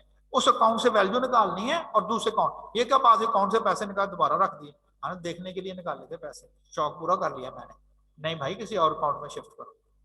अब इससे क्या होगा, इससे ये होगा, उसमें x तो होगा ही होगा, जहां जहां आपको y नजर आएगा वो भी 20 - x हो जाएगा। y खत्म, सब्स्टिट्यूट हो गया और x रह गया। सिंगल इक्वेशन सिंगल वेरिएबल, बिल्कुल सिंगल इक्वेशन सिंगल वेरिएबल, ये लें 2x वैसे ही आ गया, और जहां y आ रहा था वहां क्या आ गया 20 माइनस एक्स। क्या ये एक ही इक्वेशन नहीं रह गई, इसमें एक ही वेरिएबल नहीं है, x8 आ गया। जब x8 आ गया तो हमने कहा था y का आंसर डिपेंड करेगा x क्या आता है, कैसा आ तो गया x8। अब आप यहां पर 8 रखते, यस x8 एंड y12। वाकया ही इस क्वेश्चन में कोई हर्ज नहीं है, आप एलिमिनेशन मेथड कर लें, आप सब्स्टिट्यूशन मेथड कर लें, आप कैलकुलेटर से उठा के कर लें, तीनों ही आसान थे। जरा आपने ये मैंने किया हुआ सोल्यूशन इसका, आपने मुझे सिर्फ ये बताना है कल कि क्यों आप इसको कैलकुलेटर से नहीं कर पाए, क्यों आप कह दिया मैंने एलिमिनेशन मेथड से भी कर लिया मे बी, लेकिन आपने बताना क्या आपको वो ज्यादा इजी लगा कि ये ज्यादा इजी लगा। देखने में तो ये मुश्किल था थोड़ा, लेकिन मैं कह रहा हूं मुश्किल तो शायद थोड़ा लेंथी जरूर है, लेकिन समटाइम वह चॉइस ही ये रह जाती है, ना एलिमिनेशन मेथड काम आता है ना कैलकुलेटर काम आता है। ये रीजन है कि मैंने कैलकुलेटर पे सिखा तो दिया लेकिन सब जगह नहीं काम आना, एक लिमिट तक उसने आपके साथ चलना है, फिर उसने जवाब दे देना ना बाकी खुद करो, ये नहीं मुझसे होता। तो कम से कम आपने मुझे कल ये बताना है कि क्यों आप कामयाब नहीं हो पाए कैलकुलेटर से करने में इस क्वेश्चन को, या एलिमिनेशन मेथड में आप नहीं कर पाए, तो आपने मुझे इसकी रीजन जो है वो आपने बतानी है कि इसकी क्या रीजन है।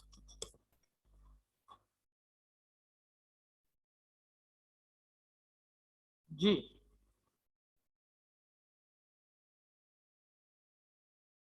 बोलिएगा। सर लास्ट क्वेश्चन की वजह से मैं हैंड रह गया, मैंने अभी नहीं किया। जी लास्ट क्वेश्चन आपसे किया था ना तब का हैंड अभी नहीं किया। अच्छा ठीक ठीक,